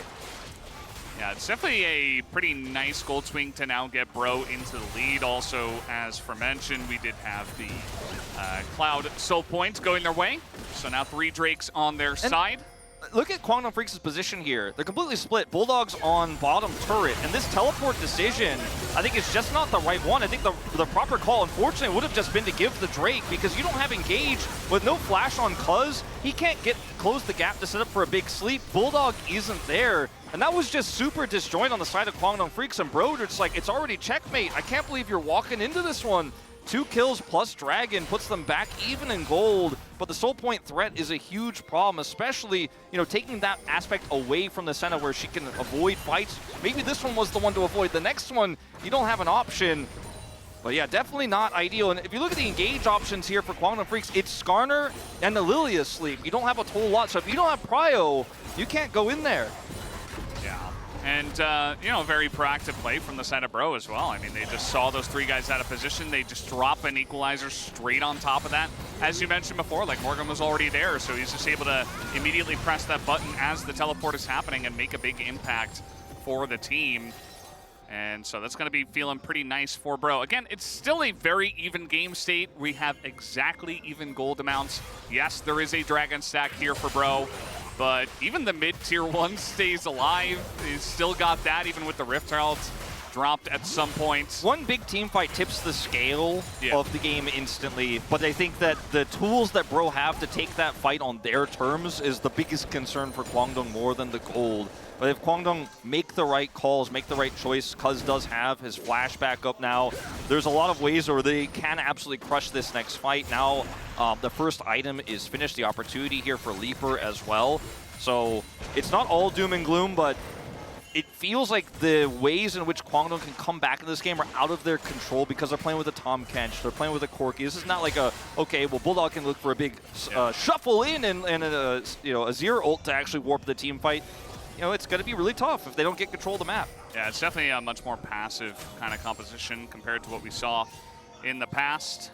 And Leaper, kind of an awkward spot here. He's going to be spotted, but does get away. Morgan is just waiting, desperately waiting for somebody to get caught out here in mid, but it looks like they do want to group up for this mid-tier 1. And again, Bro are ahead of the play. They're going to take it down, and Quantum Freak's just not able to hold on to that one. They did have split pushing going on as this was happening. Bulldog was on top, and we had Dudu down on the bottom side. Once again, just barely away from his TP. So it didn't look like Quantum Freaks wanted to collapse on that either way. It's not a even trade, though, because the value of the mid turret with these two compositions is way more high value than the bottom, or sorry, the top turret. And the mid turret here for Bro still full health, so they're nearly full health, as you can see. But it means that they can kind of get prio for these Dragons and Barons a lot easier, clear the vision, and it makes it so tough for Kwangdong Freaks to be able to kind of hunker down on this Scar and say, come at my Impale. We talked a lot about it earlier this week on the space, specifically about how Skarner just kind of sits on top of his carries and you can't get there because he just impales if you try to engage, and you can kind of counter the engage in that way. But if you are the Skarner trying to walk towards the enemy team, that's when things get a little bit trickier, as we saw with that teleport play just moments ago. Not going to be that ideal for Bro every time, but still, I think getting this mid turret was super significant, a great call, and trading it for top turret, absolutely worth for Bro. Yeah, they're definitely going to be happy with the way things have turned out here. I think we're going to see the first big turning point in this game potentially happen on this next Drake that will come up in a minute.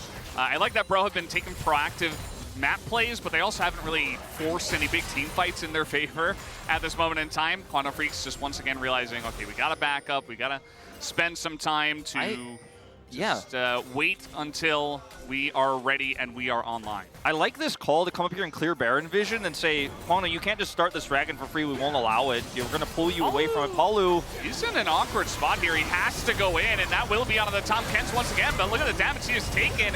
Root goes down onto Ondil, but he is still alive, and Bulldog just going to pop the Leona after the Eclipse goes down. So now, advantage Quantum Freaks, but very low health bars on their side. So they say, okay, we took the kill, but we don't want to extend this fight any further. So they're going to take that one, and with the Dragon available, Bro all moving up to the top side, maybe trying to threaten a Baron or something. That's not going to happen. Yeah, I think that's what they wanted to do, but Impale is still up. The Lilia ultimate is still up. I just don't think there's any way you could do that, unfortunately. And the Dragon is up too. I mean, you got to favor that at this point. Yeah, I think this was not the right call, to push towards that topside Baron. Maybe a split call in terms of the comms. The turn was pretty good there for Bro.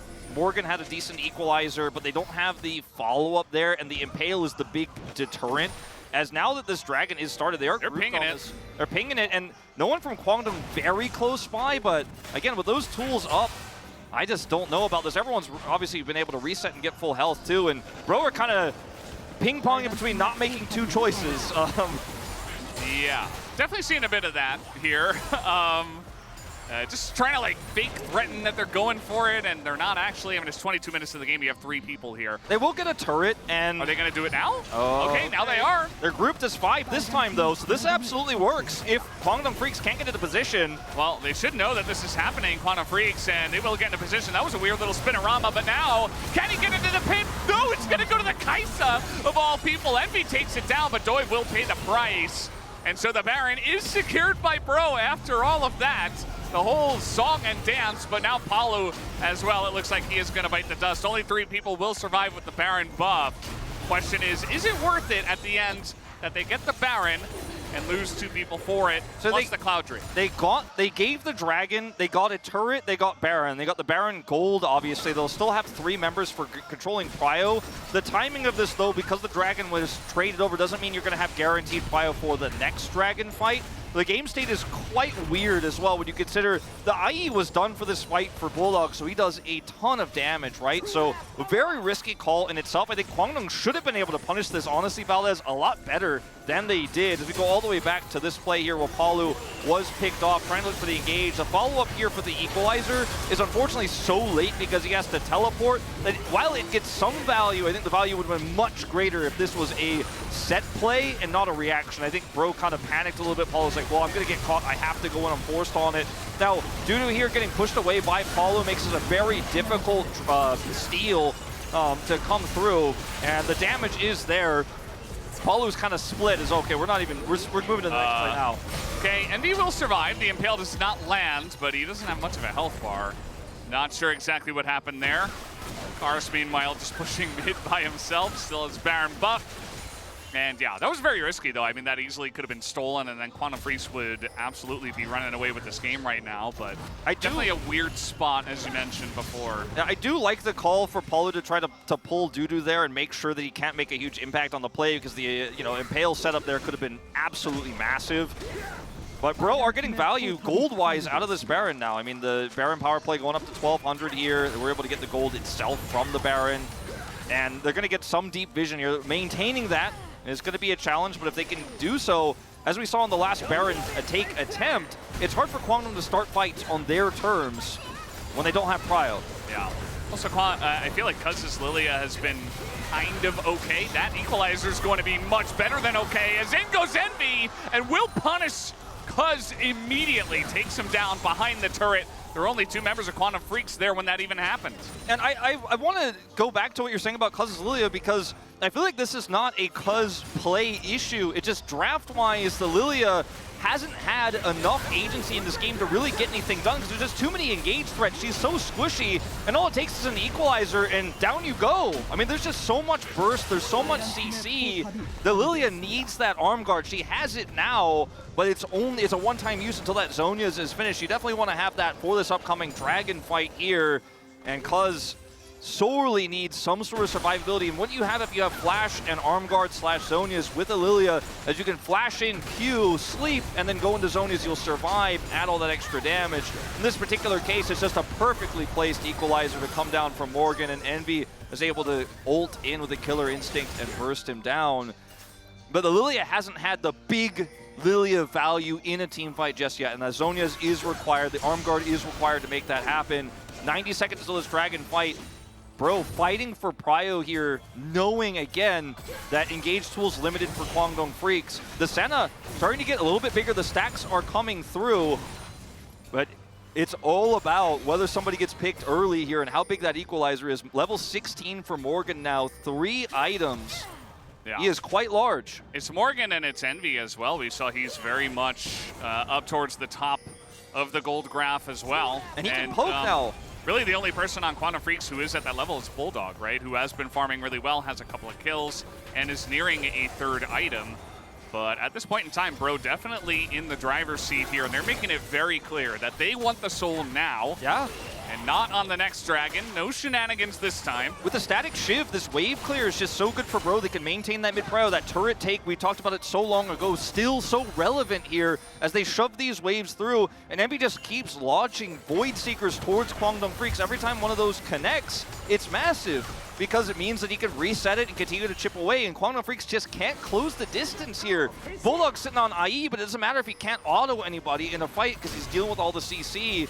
Dragon spawns in 10 seconds here, and Kwangdong Freaks are going to have to fight their way through this control vision. Control towards 3 of them, keeping them at bay. Who's going to walk in first, Kwangdong Freaks? Tough call.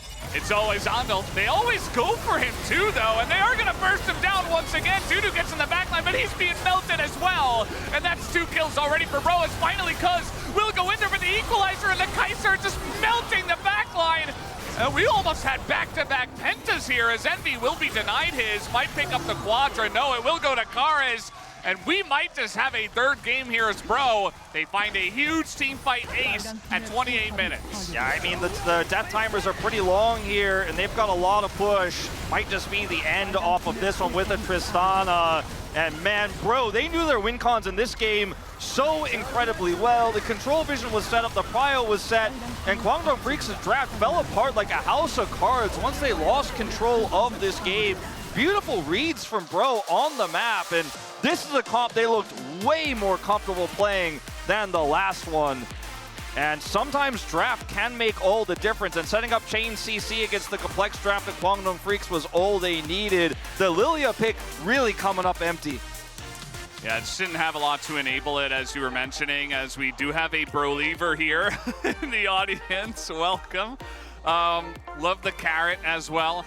And yeah, I just think that Bro, you know, even Morgan, after he had kind of a rough laning phase, was able to turn it around hugely. I mean, his equalizers were game-changing. And then Envy was always ready to go. He was always in the right position. This time, he was the AD carry.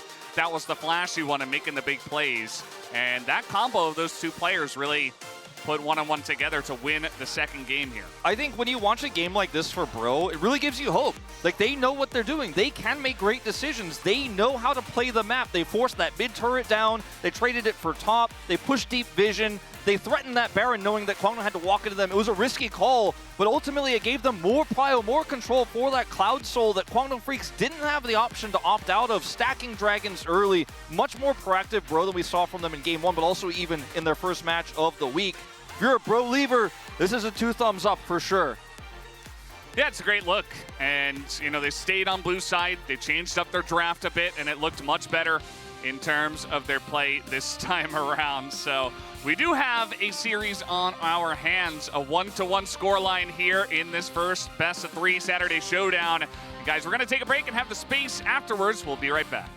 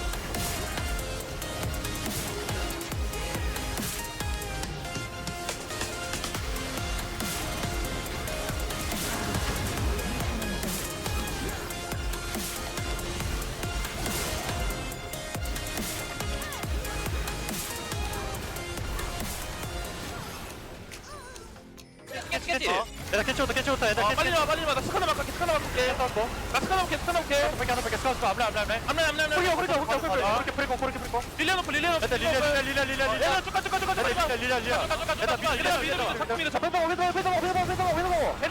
아니야 자꾸 미드가 패스한데 미드가 나이스 패스한데 구량아 풀키로 먹어야 되냐 먹어버리긴 했다 아니 형 이거 형 거는 제가 먹어야죠 근데 근데 패스 까비 이슈 일단 아래부터 무조건 끝나 영희서 살아있는데 오늘? 야야야 뭔데 안 끝났다 진짜가 없네 내놔 뭔데 죽어도 돼 오케이 뺄게 나이스 다만 잘해보자 다만 잘해 You don't always get a Game 3 in Saturday Showdown, but I knew it was coming with these two teams. We knew it was coming. Now, historically, recently, as Deacon pointed out, when it goes 3, Bro wins those, but the drafts have been a big issue for the losing team in both games. The Invisible Jhin in Game 1, the Lilia not making impact, the lack of engage for Guangdong Freaks in Game 2 was a huge issue. I felt like we spent a lot of both games discussing some of the draft issues and why they made the game relatively unplayable later on. Malipa really showed up big on the Zeri. There was no lockdown for the Zeri in that first game, so let's keep an eye on how this draft shapes up, because it has been, in a lot of ways, really the major deciding factor of how some of these late game fights go is just draft issues and weaknesses really glaring. As we'll see a very similar draft here. Again, the Rumble first pick into Skarner. And I gotta agree with the space. I feel like Dudu's Skarner has been very low impact, and alone isn't enough engaged. Now, we don't know what this draft is gonna look like in its full extent just yet. Maybe they'll make some good tweaks there, but this does not inspire confidence from the outset if they're just gonna slam it down again. Yeah. Something we have mentioned is that you don't have to pick the Skarner right away, but I guess you do want to avoid any flexibility with that pick on the side of OK Man. Brion, who could obviously pick it up, but either way, they are going to slam that one down, and the Corki looks to follow. Game 1 was Maokai Skarner, then we had Skarner Senna, and now we have Skarner Corki. So, bit of a difference maker here. Probably not going to be Senna for Leaper in this case. No, unlikely. So, once again, same draft, running it back. Big gasp from the crowd after this, but I think a bit of a groan from the Kwangdong side, because this was very successful for them in the previous game. Leaper, a lot of feedback here in the comms about whether he's going to lock the Senna, as they will just once again ban engages, as, ooh, this does not spark joy. We heard more than the groans from the audience after that one. Now, was hovered. The Nidalee, I don't think, okay, this is a better look. I was going to say the Nidalee I don't think suits Cuz's playstyle all too much either, but at the end of the day would have been able to at least offer some poke and neutral fight control that they didn't have in the last game. As this draft is shaping up to be really reminiscent of Game 1 here for Kwangdong Freaks. It was the game they won. And now for bans, in terms of what we took away last time around, the Sejuani from Doive was a pretty wise choice. The Vi is banned this time because they're like, okay, they guarantee they learned, right, that we don't have any lockdown for the Zeri. So we're not going to let them have the Vi. Even though they didn't play it last time, they probably got the feedback like, oh, it would have been a good Vi angle. Yeah, that's a good call. You know, no Tahm Kench in this game either, although the Tahm Kench in the last game was just kind of a punching bag anyway. Didn't necessarily need the Vi, but yeah, that's taken away.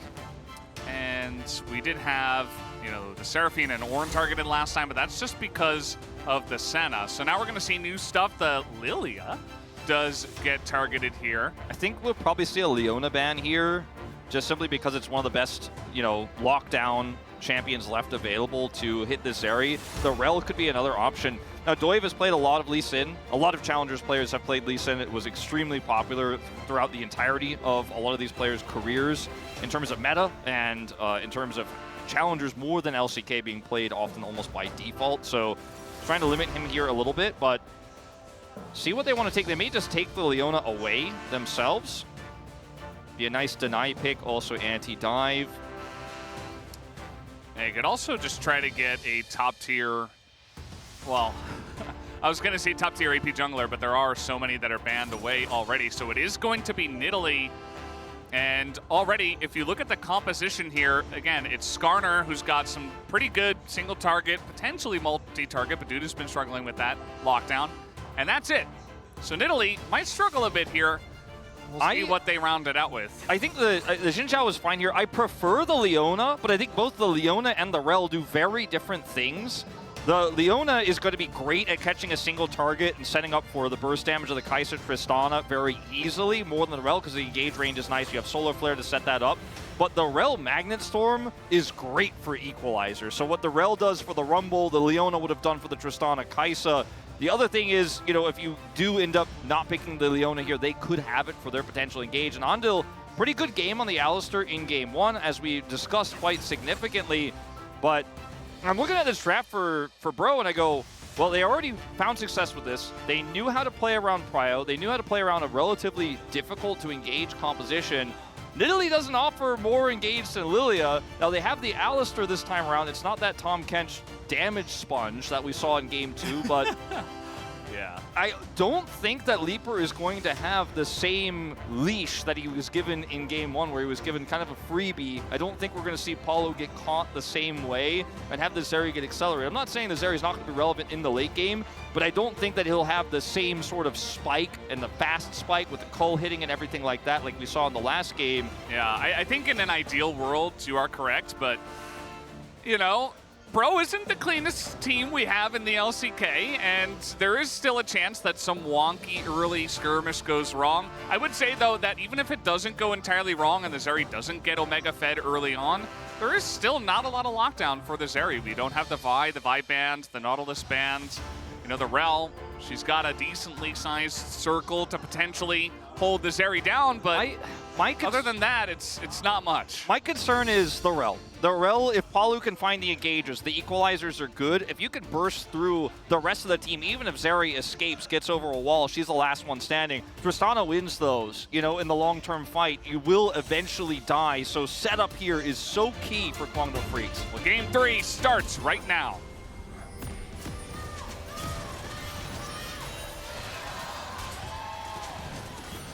소환사의 협곡에 오신 것을 환영합니다. All right, here we go. Game 3, first Saturday showdown of the summer season 2024. Leaper, oh, he's going to spot Paulo. Oh, he's getting flashed on, and Leaper will respect that. There were 4 people down there, so if you don't flash it, potential to die, and just playing it safe and flashing away. Probably the right call here from Leaper. Yeah, we could just tell the way Paulo was walking up, there's no way he doesn't flash that. He definitely did. Leaper had a lot of advance notice, so was able to react very quickly there and trade his own flash. And, you know, a lot of ways in how this lane's going to work out, it feels pretty good as a trade here for Leaper, actually, because the Rel engage, you know, is somewhat limited, even with Hex Flash, without that flash in turns, especially when Doiv ends up coming down there. But we'll see.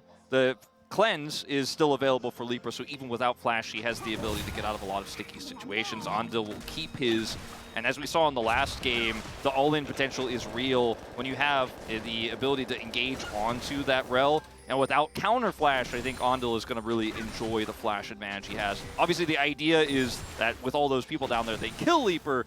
The flash trade, in my mind, I think slightly favors Kwangdo Freaks.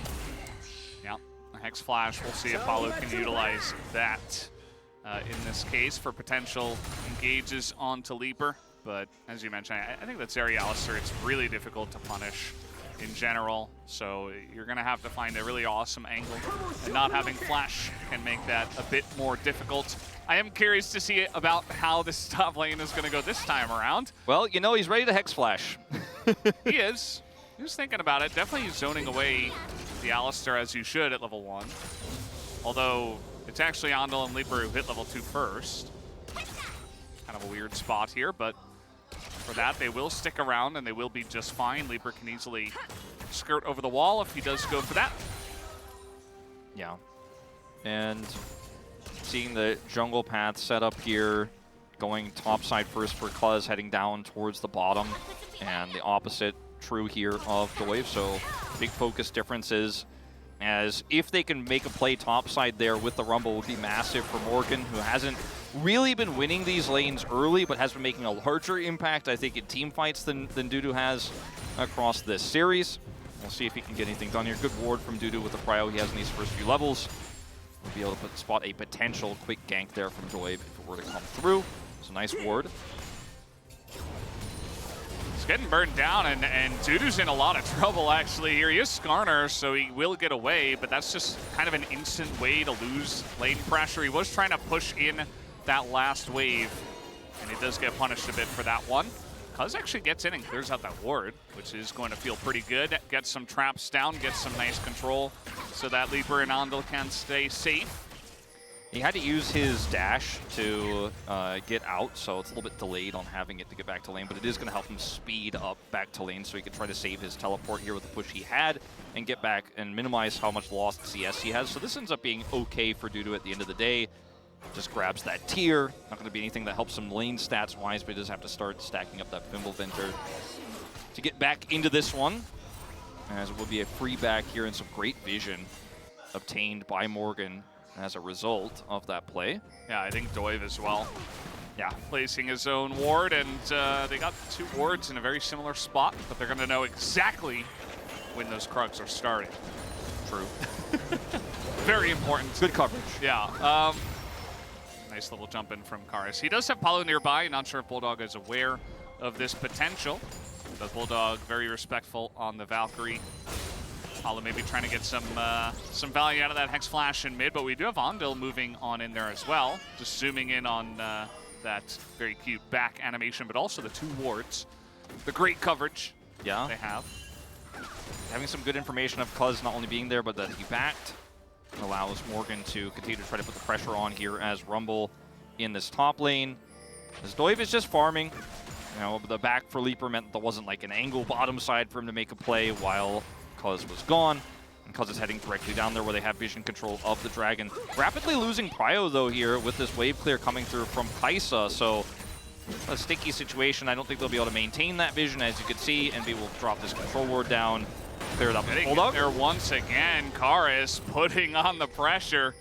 He did take a big chunk, but Bulldog was low on mana. Here comes Bro, gonna start up this early Drake as now Cuz, he's gonna get stunned down as Palu, he does flash away and actually will get out of this one somehow, some way.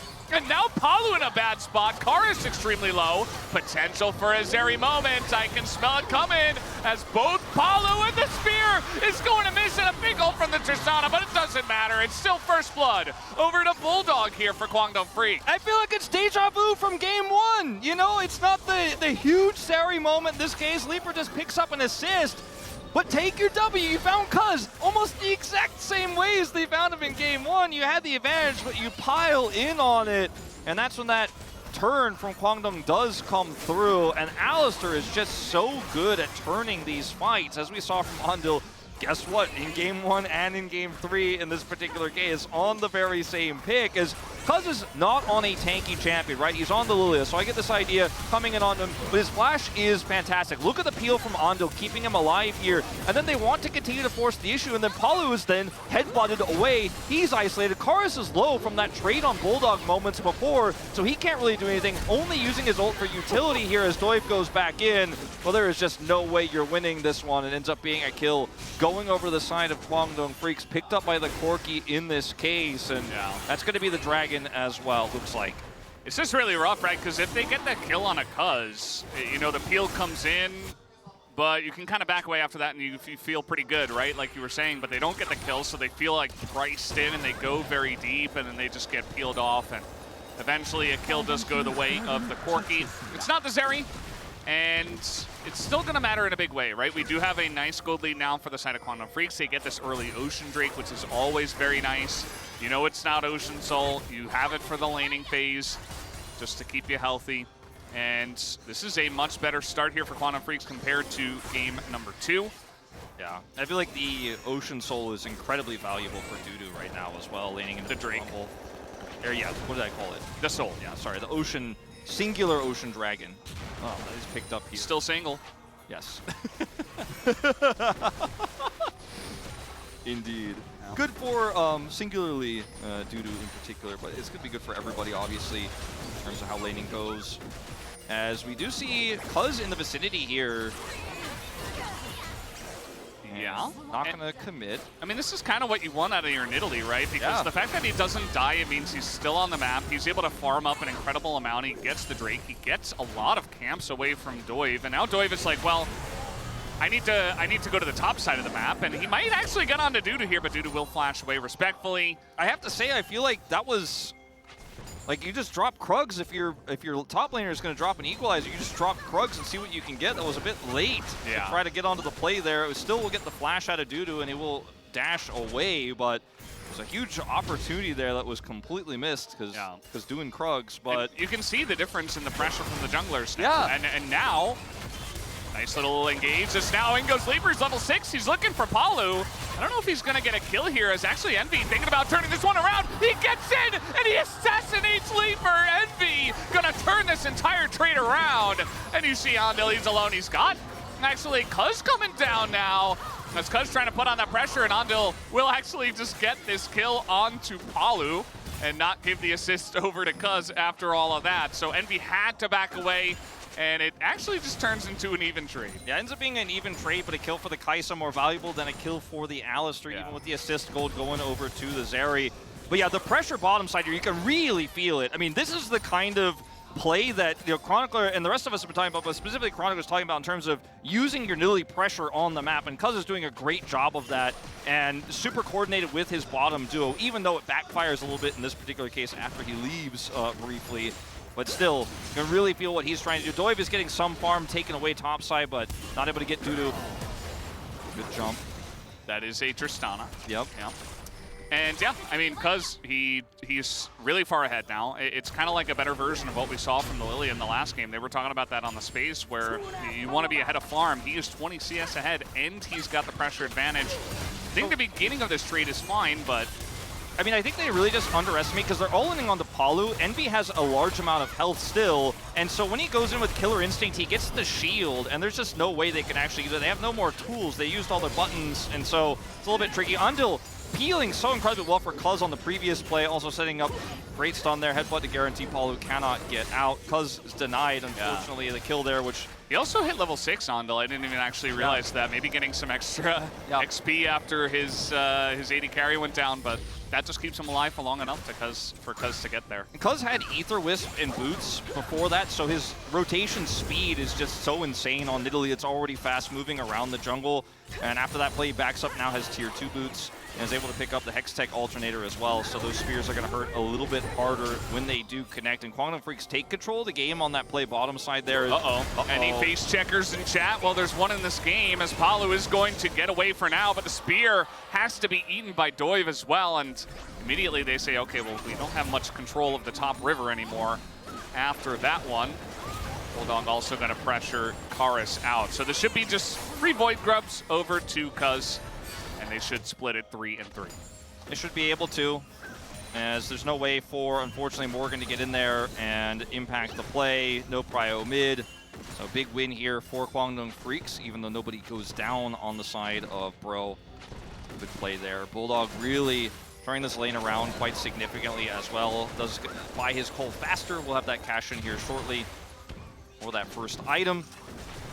And I mean, this game state is really strong for Kwangdong Freaks because Cuz has all of that money, because he has all of that farm. And yes, the Kaisa did get a kill early on, and we'll have some extra wave clear for mid. Palu is still level 5. He's crazy also, man. What? He's up here alone. They want to turn this one, and they've got the Kaisa, but that's just not enough burst. I mean, they need a little bit more. If Karis was there, potentially they could have gotten the kill, but now this is turning into a decent fight for the side of Bro, but Andil able to throw up that Unbreakable Will and survive, and very much on a knife's edge there. You see the idea from Bro, but wasn't able to make it become a reality. I mean, Palu has no fear, and I mean, that's what you want to see from a newer player like Palu. At the same time, you know, very high risk there. If Zeri gets over there a little bit faster and you're not able to get that burst, and the CC and the peel comes through from Andil again, Palu has a Zeri moment. Just sit next to the minions and bop, please. Bulldog, oh, he's in a lot of trouble. He's just dead.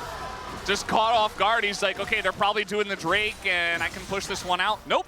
And especially not with Morgan there as well. Yeah, they had a control ward in the bush above the river as well, and still just ends up getting a little bit surprised by this play. I'm not entirely sure if Morgan walked that or not. Again? Yeah, outliers for real. So Atlas really was the one pulling the strings. I mean, with the drafts looking the same, you know, game to game, I guess eventually some things need to stay the same to keep it fair, right? Yeah. Well, Envy's here by himself just trying to push this one out, and he's decently fast himself on the Kaisa. Just trying to run this one off as the zap is going to miss. Envy throws his own version of the zap into the Alistair, and he does get away. And, you know, this game state is so even right now. I mean, a Drake to a Drake. The gold is dead even after that pick on the Bulldog in mid. And we have 2 junglers doing 2 very different things. I think Cuz spear accuracy hasn't been fantastic so far here, but once we really start to see him come online, it could be a huge threat. Trying to make something happen here on a Morgan. He's going to knock him into the wall. That's a free impale, and with Cuz here, Morgan in a lot of trouble. He does have flash, but just elects to take the death, and that will be the kill going over to Dudu. Nicely set up. This time they get Morgan. definitely wanted to give that kill over to the Nidalee, but it was getting a little bit scary there with the Impale actually with the pull pulling him out of Spear. That was not what he intended. His cousin's probably not super happy with that, but at the end of the day, just want to guarantee the kill goes over to Dudu. As, yeah, he did not go over into that control ward, actually went above it there. So smart move there from Morgan. But will, unfortunately for him, get punished here, as we are setting up for this Herald in live. Yeah, it's kind of funny that the Impale just made the Nidalee miss like everything. Yeah. It just looked like the Pounce as well just also misses. Just unfortunate. This Rel in a bit of trouble as Ondil gets the advantage with that engage. Bit of damage is coming in, but that will be the Rift Herald going over to Bro. And now an Equalizer only hits Leaper and doesn't do much of anything else. Palu's going to go down, and Ondil is frontlining as Dudu trying to get onto this Rumble. And that is 2 kills now for the Corki as Quantum Freaks. They do not get the Rift Herald, but they do pick up a couple of kills and should be very happy. The huge disconnect there between Palu and Morgan, I feel. You know, the way that you're going to get the most value out of Equalizer is with the Magnet Storm, but Palu wasn't in a great spot to storm, and so Morgan just drops it down to low value, and Envy's dead. Envy, no! He does have a barrier, and he is trying to turn it onto Ondil, but at the end of the day, it is just not enough. That is just a very unfortunate death for Envy, not expecting them to wrap around. Yeah, that's going to be a turret there as well. Karos will get a decent amount of damage down in the bottom lane, but Leaper gets the last hit on this one too. So a huge injection of gold here for Guangdong Freaks after what was a very sloppy and disjointed fight for Bro on the Herald. Because we were watching the topside replay, I'm not entirely sure all the setup here. Okay, it's a TP that comes through from the Skarner, but it's Ondil who goes in here first onto Palu. He burns down to half, and then this is where things get awkward because Morgan shows up, but Palu decides not to go in for the Magnet Storm when the Equalizer is dropped, and then Magnet Storm's Ondil alone while the Equalizer really does nothing. And those are your 2 big tools in this fight for Bro. Unfortunately, we don't have that much prio, or really any at all. And Envy just did not expect them to be here, and he gets comboed by Ondil. Ondil, a fantastic game of Alistar here. Yeah, absolutely. It's great to see what he's able to do on that one, and they gave him 2 great Alistar spots in a row, to be honest. So, you know, the draft working out in his favor, the play looking great, and that's what you want. You know, a lot of this is Leaper, and everybody's excited for this new AD carry, but having Ondil performing at his best is one of the other big talking points for this team. They did drop that game to Bro, game 2, but this one is looking much better compared to game 2, I would say, especially because, you know, you've got not only Leapers in a pretty good spot, but also an extremely fed Corki in the mid lane. Yeah, the Corki is becoming very quickly a large problem. See, the ability for Cuz to actually do so much with how quickly he can farm here. There's more coverage. You can tell, like, that map on the right is just everywhere. Yep. And then all the power he had bottom side as well. Pushing around red buff, looking for some potential dives down there on the bottom side. Pretty huge what Cuz has been able to do impact-wise here over Doive. The spears haven't been the greatest, but, I mean, he's farmed a lot of that jungle away from this Xin Zhao. Herald is going to get dropped down here, and Guangdong Freaks looking to push this next dragon. Yeah, I mean, Bro is going to take this tier 1. Doesn't look like they're going to continue on the push, though. Rift Herald just going to die to Leaper. And, but they get the tier 1. And this has been consistent from Bro. Ooh, that's a spear that hits. Okay. You called him out because it's like, all right, let me show you a spear. Max range Q onto the enemy Kai'Sa. Yeah, that was a big one. That's about half the health of the Kai'Sa. A little bit puzzled by the fact that Guangdong didn't really push deep beyond the Dragon Pit or do much with that while the Herald is being dropped in to drop the Herald either, but at the end of the day, it's just a turret that gets dropped here. Bro gets some free gold out of it, but Quantum Freak still maintain control of the Dragon. It was Bulldog like pushing the inner turret bottom, as now they're going to push the advantage past the Dragon after they secure it here, and they're going to take away this red buff. Very frustrating here for Breon, as this game has really quickly just fallen away from Bro, and to get back into it, they're going to need to win a big fight with a Magnet Storm, Equalizer combo, like something like that. Karos gets some gold out of it. Then once he becomes a threat, you know, we could talk about what the Tristana could do and what she could do in the side lane, how quickly she takes out turrets, but they need to win that one big fight. And if they lose the next one here, that starts to open up Baron possibilities. The Zeri already has Runins. I mean, the Corki is so huge already too. I'm very concerned for what Bro's backup plans are going to be if they lose this next fight. I mean, that's probably just GG. Yeah. I think just the setups for fights and for picks that they had in Game 2, they have to channel that a little bit better. As now we're just having Karis nearly die. That is the power of the Corki. Also, Paulo ate a spear meanwhile, and he's getting chased down. And all of a sudden, I mean, Bro are trying to get position on the map. They're trying to get some vision, some value anywhere, but they're just being pushed away by intense amounts of damage. I mean, Cuz is just where he needs to be all the time. I mean, there's no Crescent Guard here, but you see that Andal's not going to overcommit onto level 11 Xin Zhao. Yeah, I'm not going to commit any further there, but, trying to get his flash, be successful, but an opportunity nonetheless.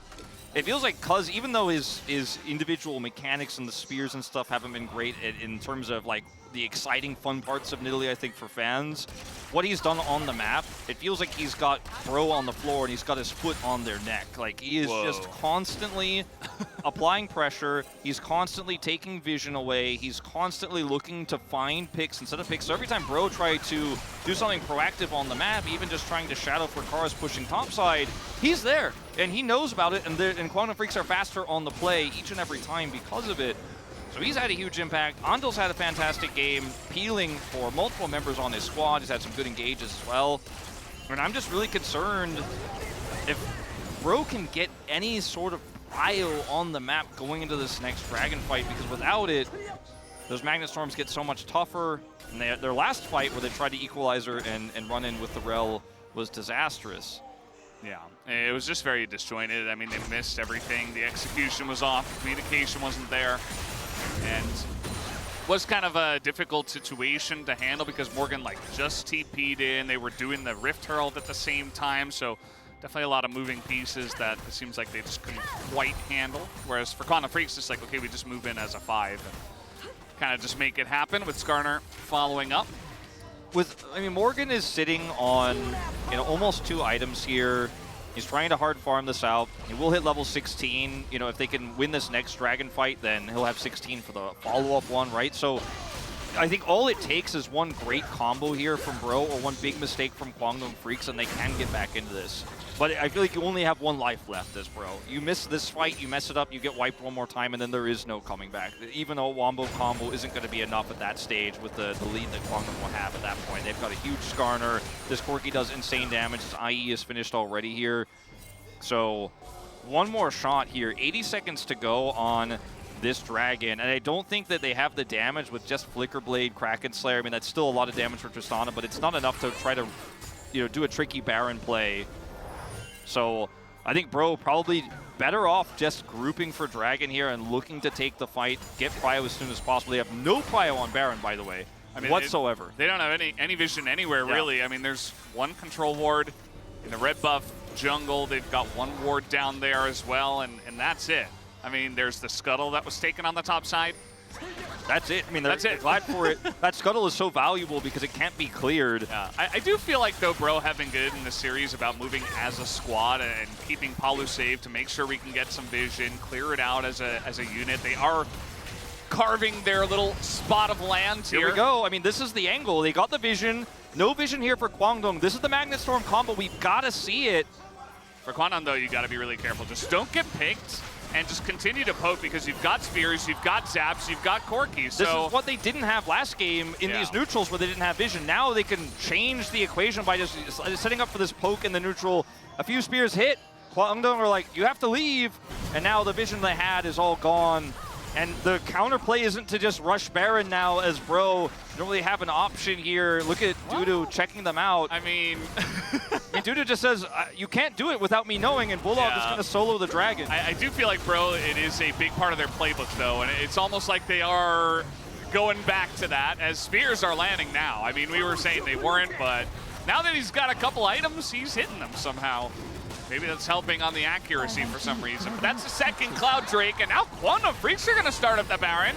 Yeah, Vision will come down. The Scuttle's gone.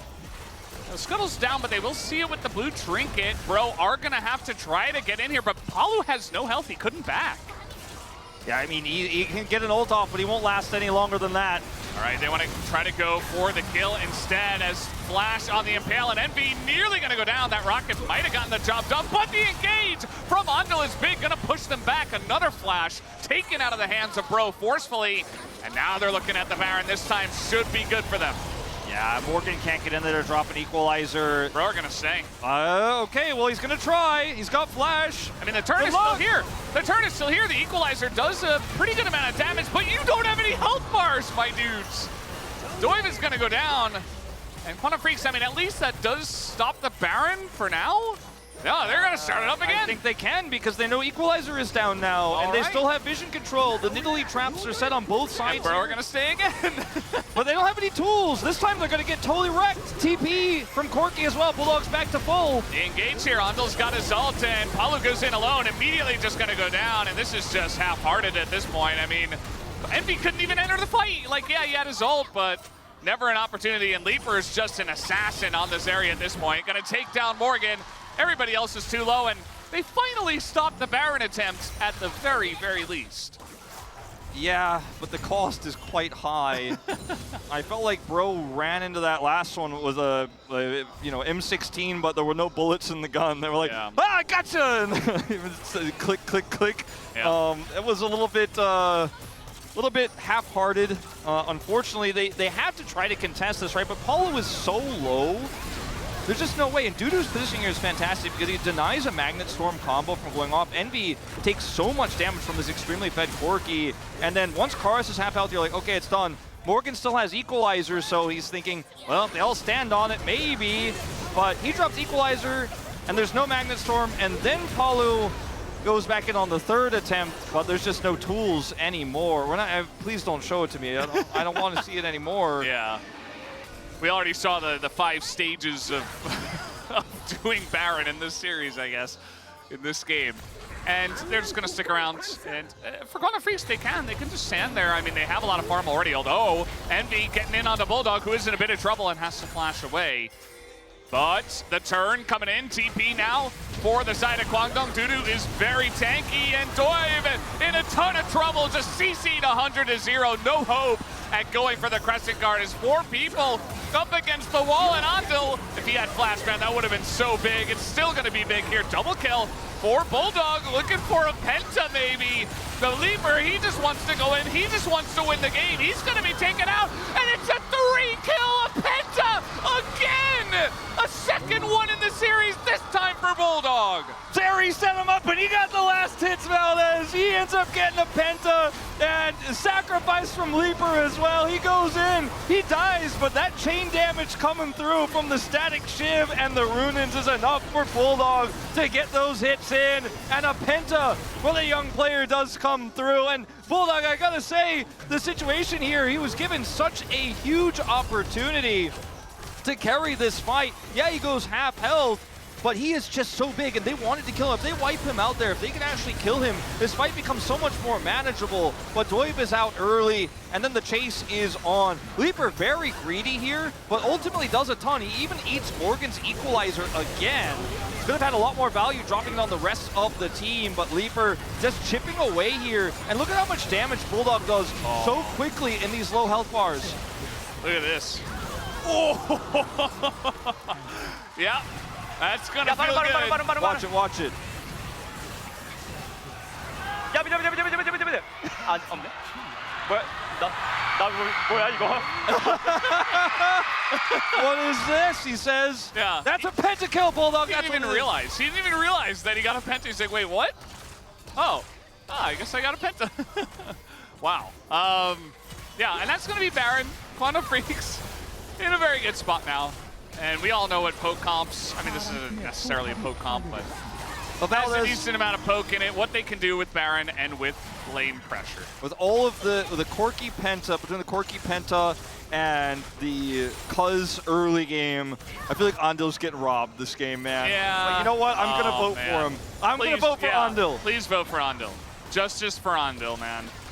I forgot who it was who said that we need better justice for supports, but you know what? It's probably Ox? No, I mean, it was one of the players who said it. I can't remember who said it, but at the end of the day, Andal, he deserves justice, and I'm going to give it to him. Yeah, he's had an incredible game. He has had That's fair. such a good game, and I think a lot of this game state wouldn't have been possible without him. But you know what? Cuz also amazing game in the early game, and then the Corki Penta. I mean, he farmed well, he had the items, and he did the boom boom. To be fair, Leaper also did a lot of boom boom right before that as well. Yeah, the ult did like an insane amount of damage actually to that squishy backline. And now Doi, okay, Ondel just getting on in there. Doi trying to get whatever vision, whatever control he can. But that is Cloud Soul now to the side of Quantum Freaks, and I mean, we know what Zeri with Cloud Soul can do. That's just absolutely disgusting, not to mention the rest of the team. As, yeah, Morgan's just going to have to flash away from that one, but that's a very fast cow. Just running straight at him. And Morgan barely gets away. Yeah, this Baron push, 25 more seconds on it. They're trying to grab this base. I mean, they haven't been able to break any of the base, really. And the Tristana gank onto the Skarner that's higher level. Not doing it. well, I mean, Baron's fading. They might be able to save these inhibitors, but it's not going to take away the 12,000 gold lead. Nor the high DPS. That was like game comp. Oh man, that was like just a train coming right at your face. He turned back into that one. That's why I was so surprised. As the spears are continuing to rain down. He has Leandri's too. Even Doiv gets hit by it and his health is burning. He's just throwing him in, and he can comfortably just sit in the base and get a very nice angle. Palu kind of has to block for this, which isn't good for him with his health bar. I mean, the poke is so insane that they could practically keep this up until they get to the Nexus. Like, Dudu's like, I'm eventually getting this inhibitor. No one can deal with me. I'm too tanky. And Cuz is just playing, you know, he's doing target practice here across the wall. He's got some vision here over the wall. He's got traps over there. And he even has this Scryers. Oh, the damage is coming in, and Angel's going to get that engaged now. He is Alistair and will be fine. And now Skarner is going to line up the Impale, and they're just sending it into the bases there, just so far ahead. But they have gone pretty far due to getting low, but another big engage comes in from the side of Ondel. And it's not clean, but sometimes you got to get down and dirty to get the job done. As Morgan is desperate, he is alone, and soon he will be dead. As Flash comes in, triple for the side of Bulldog, and that will end the game. Guangdong Freaks with a big win here in Game 3, and they will take the first Saturday showdown of summer 2024. Let it be known, the X is in the support box, Valdez, but a fantastic game for the entirety of Guangdong Freaks after what was a rough draft in Game 2. I think throughout the series, you know, games 1 and 3, somewhat similar, but some good tweaks to the draft here in Game 3 from CVMAX that we really did like. The Nidalee was utilized correctly for pressure, and Ondil, don't let this guy have Alistair. He is going to do work. And Quantum Freaks looking a lot cleaner in that third game. I think some of the draft issues in Game 2 limited what they could do. Stronger team on the day, but they broke the streak. Finally, they win one of these regular season games against Pro, who were worried for a little bit after that second game that maybe things could go wrong, but they end up doing it in the end. Quiet series for Dudu on the Skarner, but overall did his job well enough. Is he going to do the Cuz? He's got to do it. Do it. They're waiting for it. Oh, because. Get it? Bulldog giving him the L. Yeah. Just take that. Leaper, just happy. Yeah, I mean, you know, Leaper, great series. A little bit limited on what he could do on the Senna, obviously, but yeah, a very scary 80 carry right now. And Ondil gets a huge cheer as well. I always want to root for Ondil because I feel like he's had a rough going of it, you know? He's been rotated around a lot of different 80 carries. He's been pulled out because he was sick, he had some anxiety issues, and he was struggling to play on stage, but he's coming back in a big way here in summer 2024. And he's been so clutch. Like, he's been so punishing. He punished them in the top lane every time they were trying to farm. He was punishing, you know, overextensions on Palu. And the question becomes, you know, how deep does this winning streak for Guangdong Freaks go? And you mentioned, I think it's Nongshim they're playing against next. Yeah. And then it's T1, so it gets a little bit tougher after that. But this team is definitely impressed, and it's a great start momentum-wise to the season. I know Chronicler is waving his finger going, well, you know, round 2, though. We have seen some disasters. But this, to me, has been the most impressive start to a season for Kwangdong we've seen in a while. Because, yeah, we're like, oh, yeah, Bulldog did pretty good, and he was playing Tristana before everybody else. We had those moments where he was looking great, and then it got a little bit rough. This has been cleaner, I think, than the better parts of Kwangdong we've seen in the past. Now, competition here, you beat a shaky KT, you beat Bro, so contextualizing these wins, I think, is important. They also lost a game to Bro in this series, but there were draft issues there. My main thing for Kwangdong is just how well they play around skirmishes and fights. And that's something that they've always been pretty good at, but they've taken it to the next level. Yeah, they definitely have. I think that both Leaper and Andil are always in the right spot to essentially make a game breaking play and really turn the tides. They're always having great positioning, Andil included, and Leaper as well. You see that he does get that kill, and this is, you know, he baits out the equalizer, then he gets in with the flank, and then Corki eventually just rips them to shreds. Look at this, all of how much damage it does. Yeah. One Q comes through, 2Q, and then, oh. And they immediately flash the pentakill for our second one in one series. Crazy. 나 절대 죽어. 나 갈게. 천천히 해봐. 좋아. Look at Leaper, man. Look at his movement. You love to see it. I mean, he's so passionate, and we've seen a lot of streamers across esports go pro and kind of drop the ball or get burnt out early because it's a very different type of environment. But Leaper looks like he is ready, man, to go the distance. He looks so passionate. Yeah, he definitely does. They're so relieved about the win as well. He said he was sorry at the end, you know, maybe saying he went a little bit too ham. And I think that's a good mindset to have, you know, even though if it was a little bit closer and he goes in ham like that and dies, it might turn the tides around. Wasn't the case in this game, but always seeking that perfection. But either way, you know, it's not necessarily perfection, but they get the win, the 2-1. That's going to feel good for the side of Kwangdong Freaks in this Saturday Showdown. Saturday Showdown is done. We will have KT up against DK for our second series of the night, which is just going to be an entire fiesta. I don't even know what to expect from that, and you never really can. But first, guys, we are going to send it over to the space to break down this Saturday Showdown.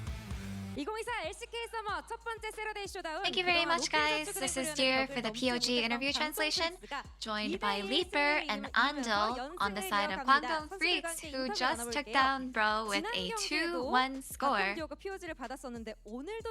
Even in the last match, you guys, the bot duo got the POG, and now, yet again, they got another POG, so congratulations! Leaper, a consecutive victory right away after your debut, and POG for both matches, and on top of that, pentakill.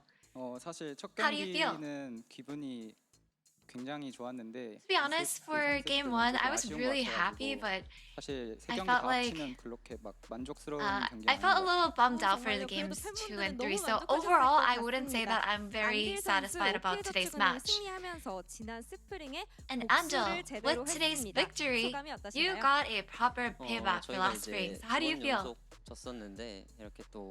Yeah, we were on a consecutive loss against Brian. And being able to break that wall down makes me very happy. And in game 1, the 3 kills you got early really showed how much control you had over bot, and as proficient you are at Jhin, you seem to have a pretty good understanding of Jhin versus Seri matchup. So what was your vision in the early laning phase? Did we leash in the first game? No, we didn't. We did not leash. And so Jhin actually has prio in the early laning phase, so it was 50-50, a handshake in the beginning, but because I am so confident in the team fights, in terms of team fighting, I believe that I told my teammates that, hey, we will win as long as we fight. And Andil, as a support, is there a tip for how you gain control in the early game? No, not exactly. No secret or no tip. I just did what I needed to do. And Leaper, of course, we have to look at the Zeri pentakill. Just 3 days since debut, and you got a pentakill. So we were already at an upper hand over here, and Skarner was basing after getting so chunked out. And even before I started auto-attacking, I actually knew that there was a good opening for a pentakill. 첫 기록도 너무 축하드립니다. Of course, you got an unanimous POG. Congratulations on your first achievement. 사실 이거 못 먹는 줄 So 알았는데. right here.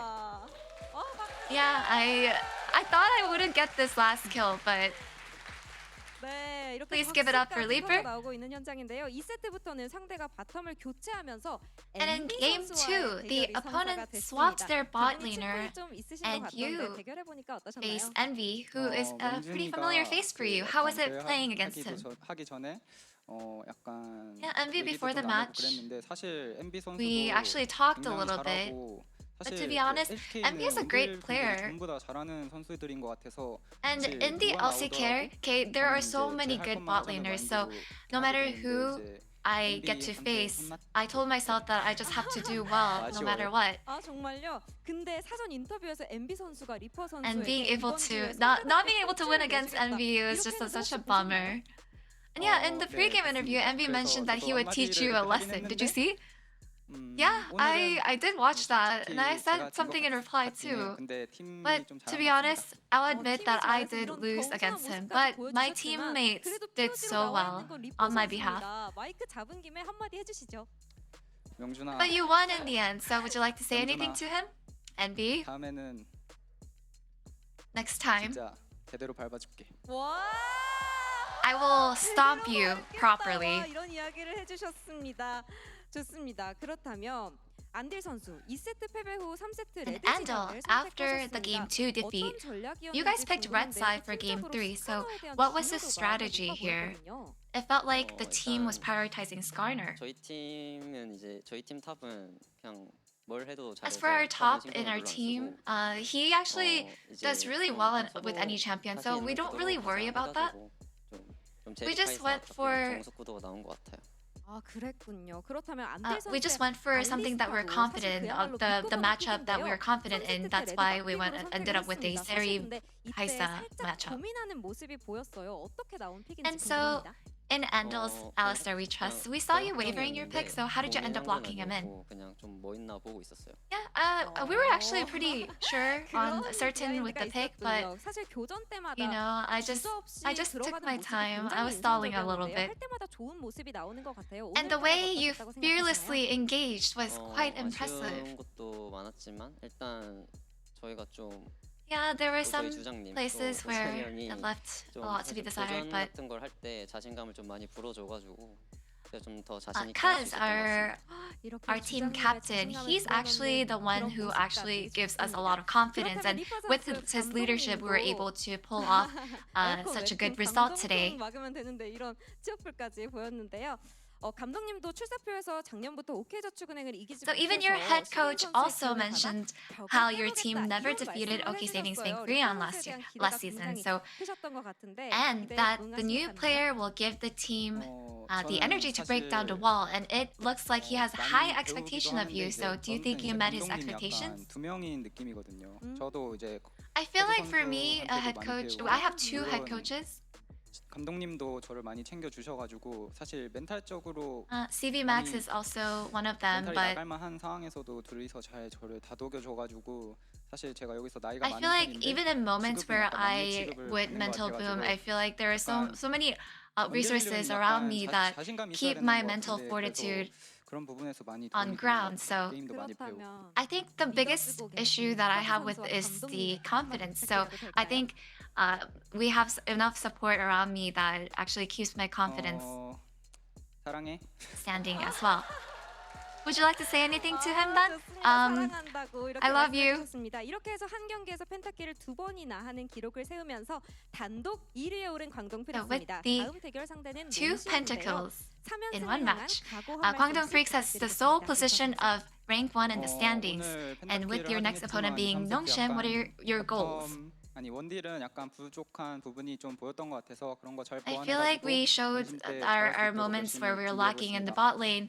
I'll make sure that in the 네, next 안대 upcoming 선수도 match we 부탁드립니다. are more reinforced and 원딜 steadier. 못하든 서폿이 못하든 이제 바텀은 하나기 때문에 바텀이 좀 And Andal. 아쉬웠던 것 같아가지고 Whether the 집중해서 bot 농심을 lane or the 좋은 ADC 기록으로 doesn't do 들어오고 well, or the support doesn't do well, it's really both of our responsibilities. So I'll make sure that we are better, that we make sure that we win in the next upcoming match.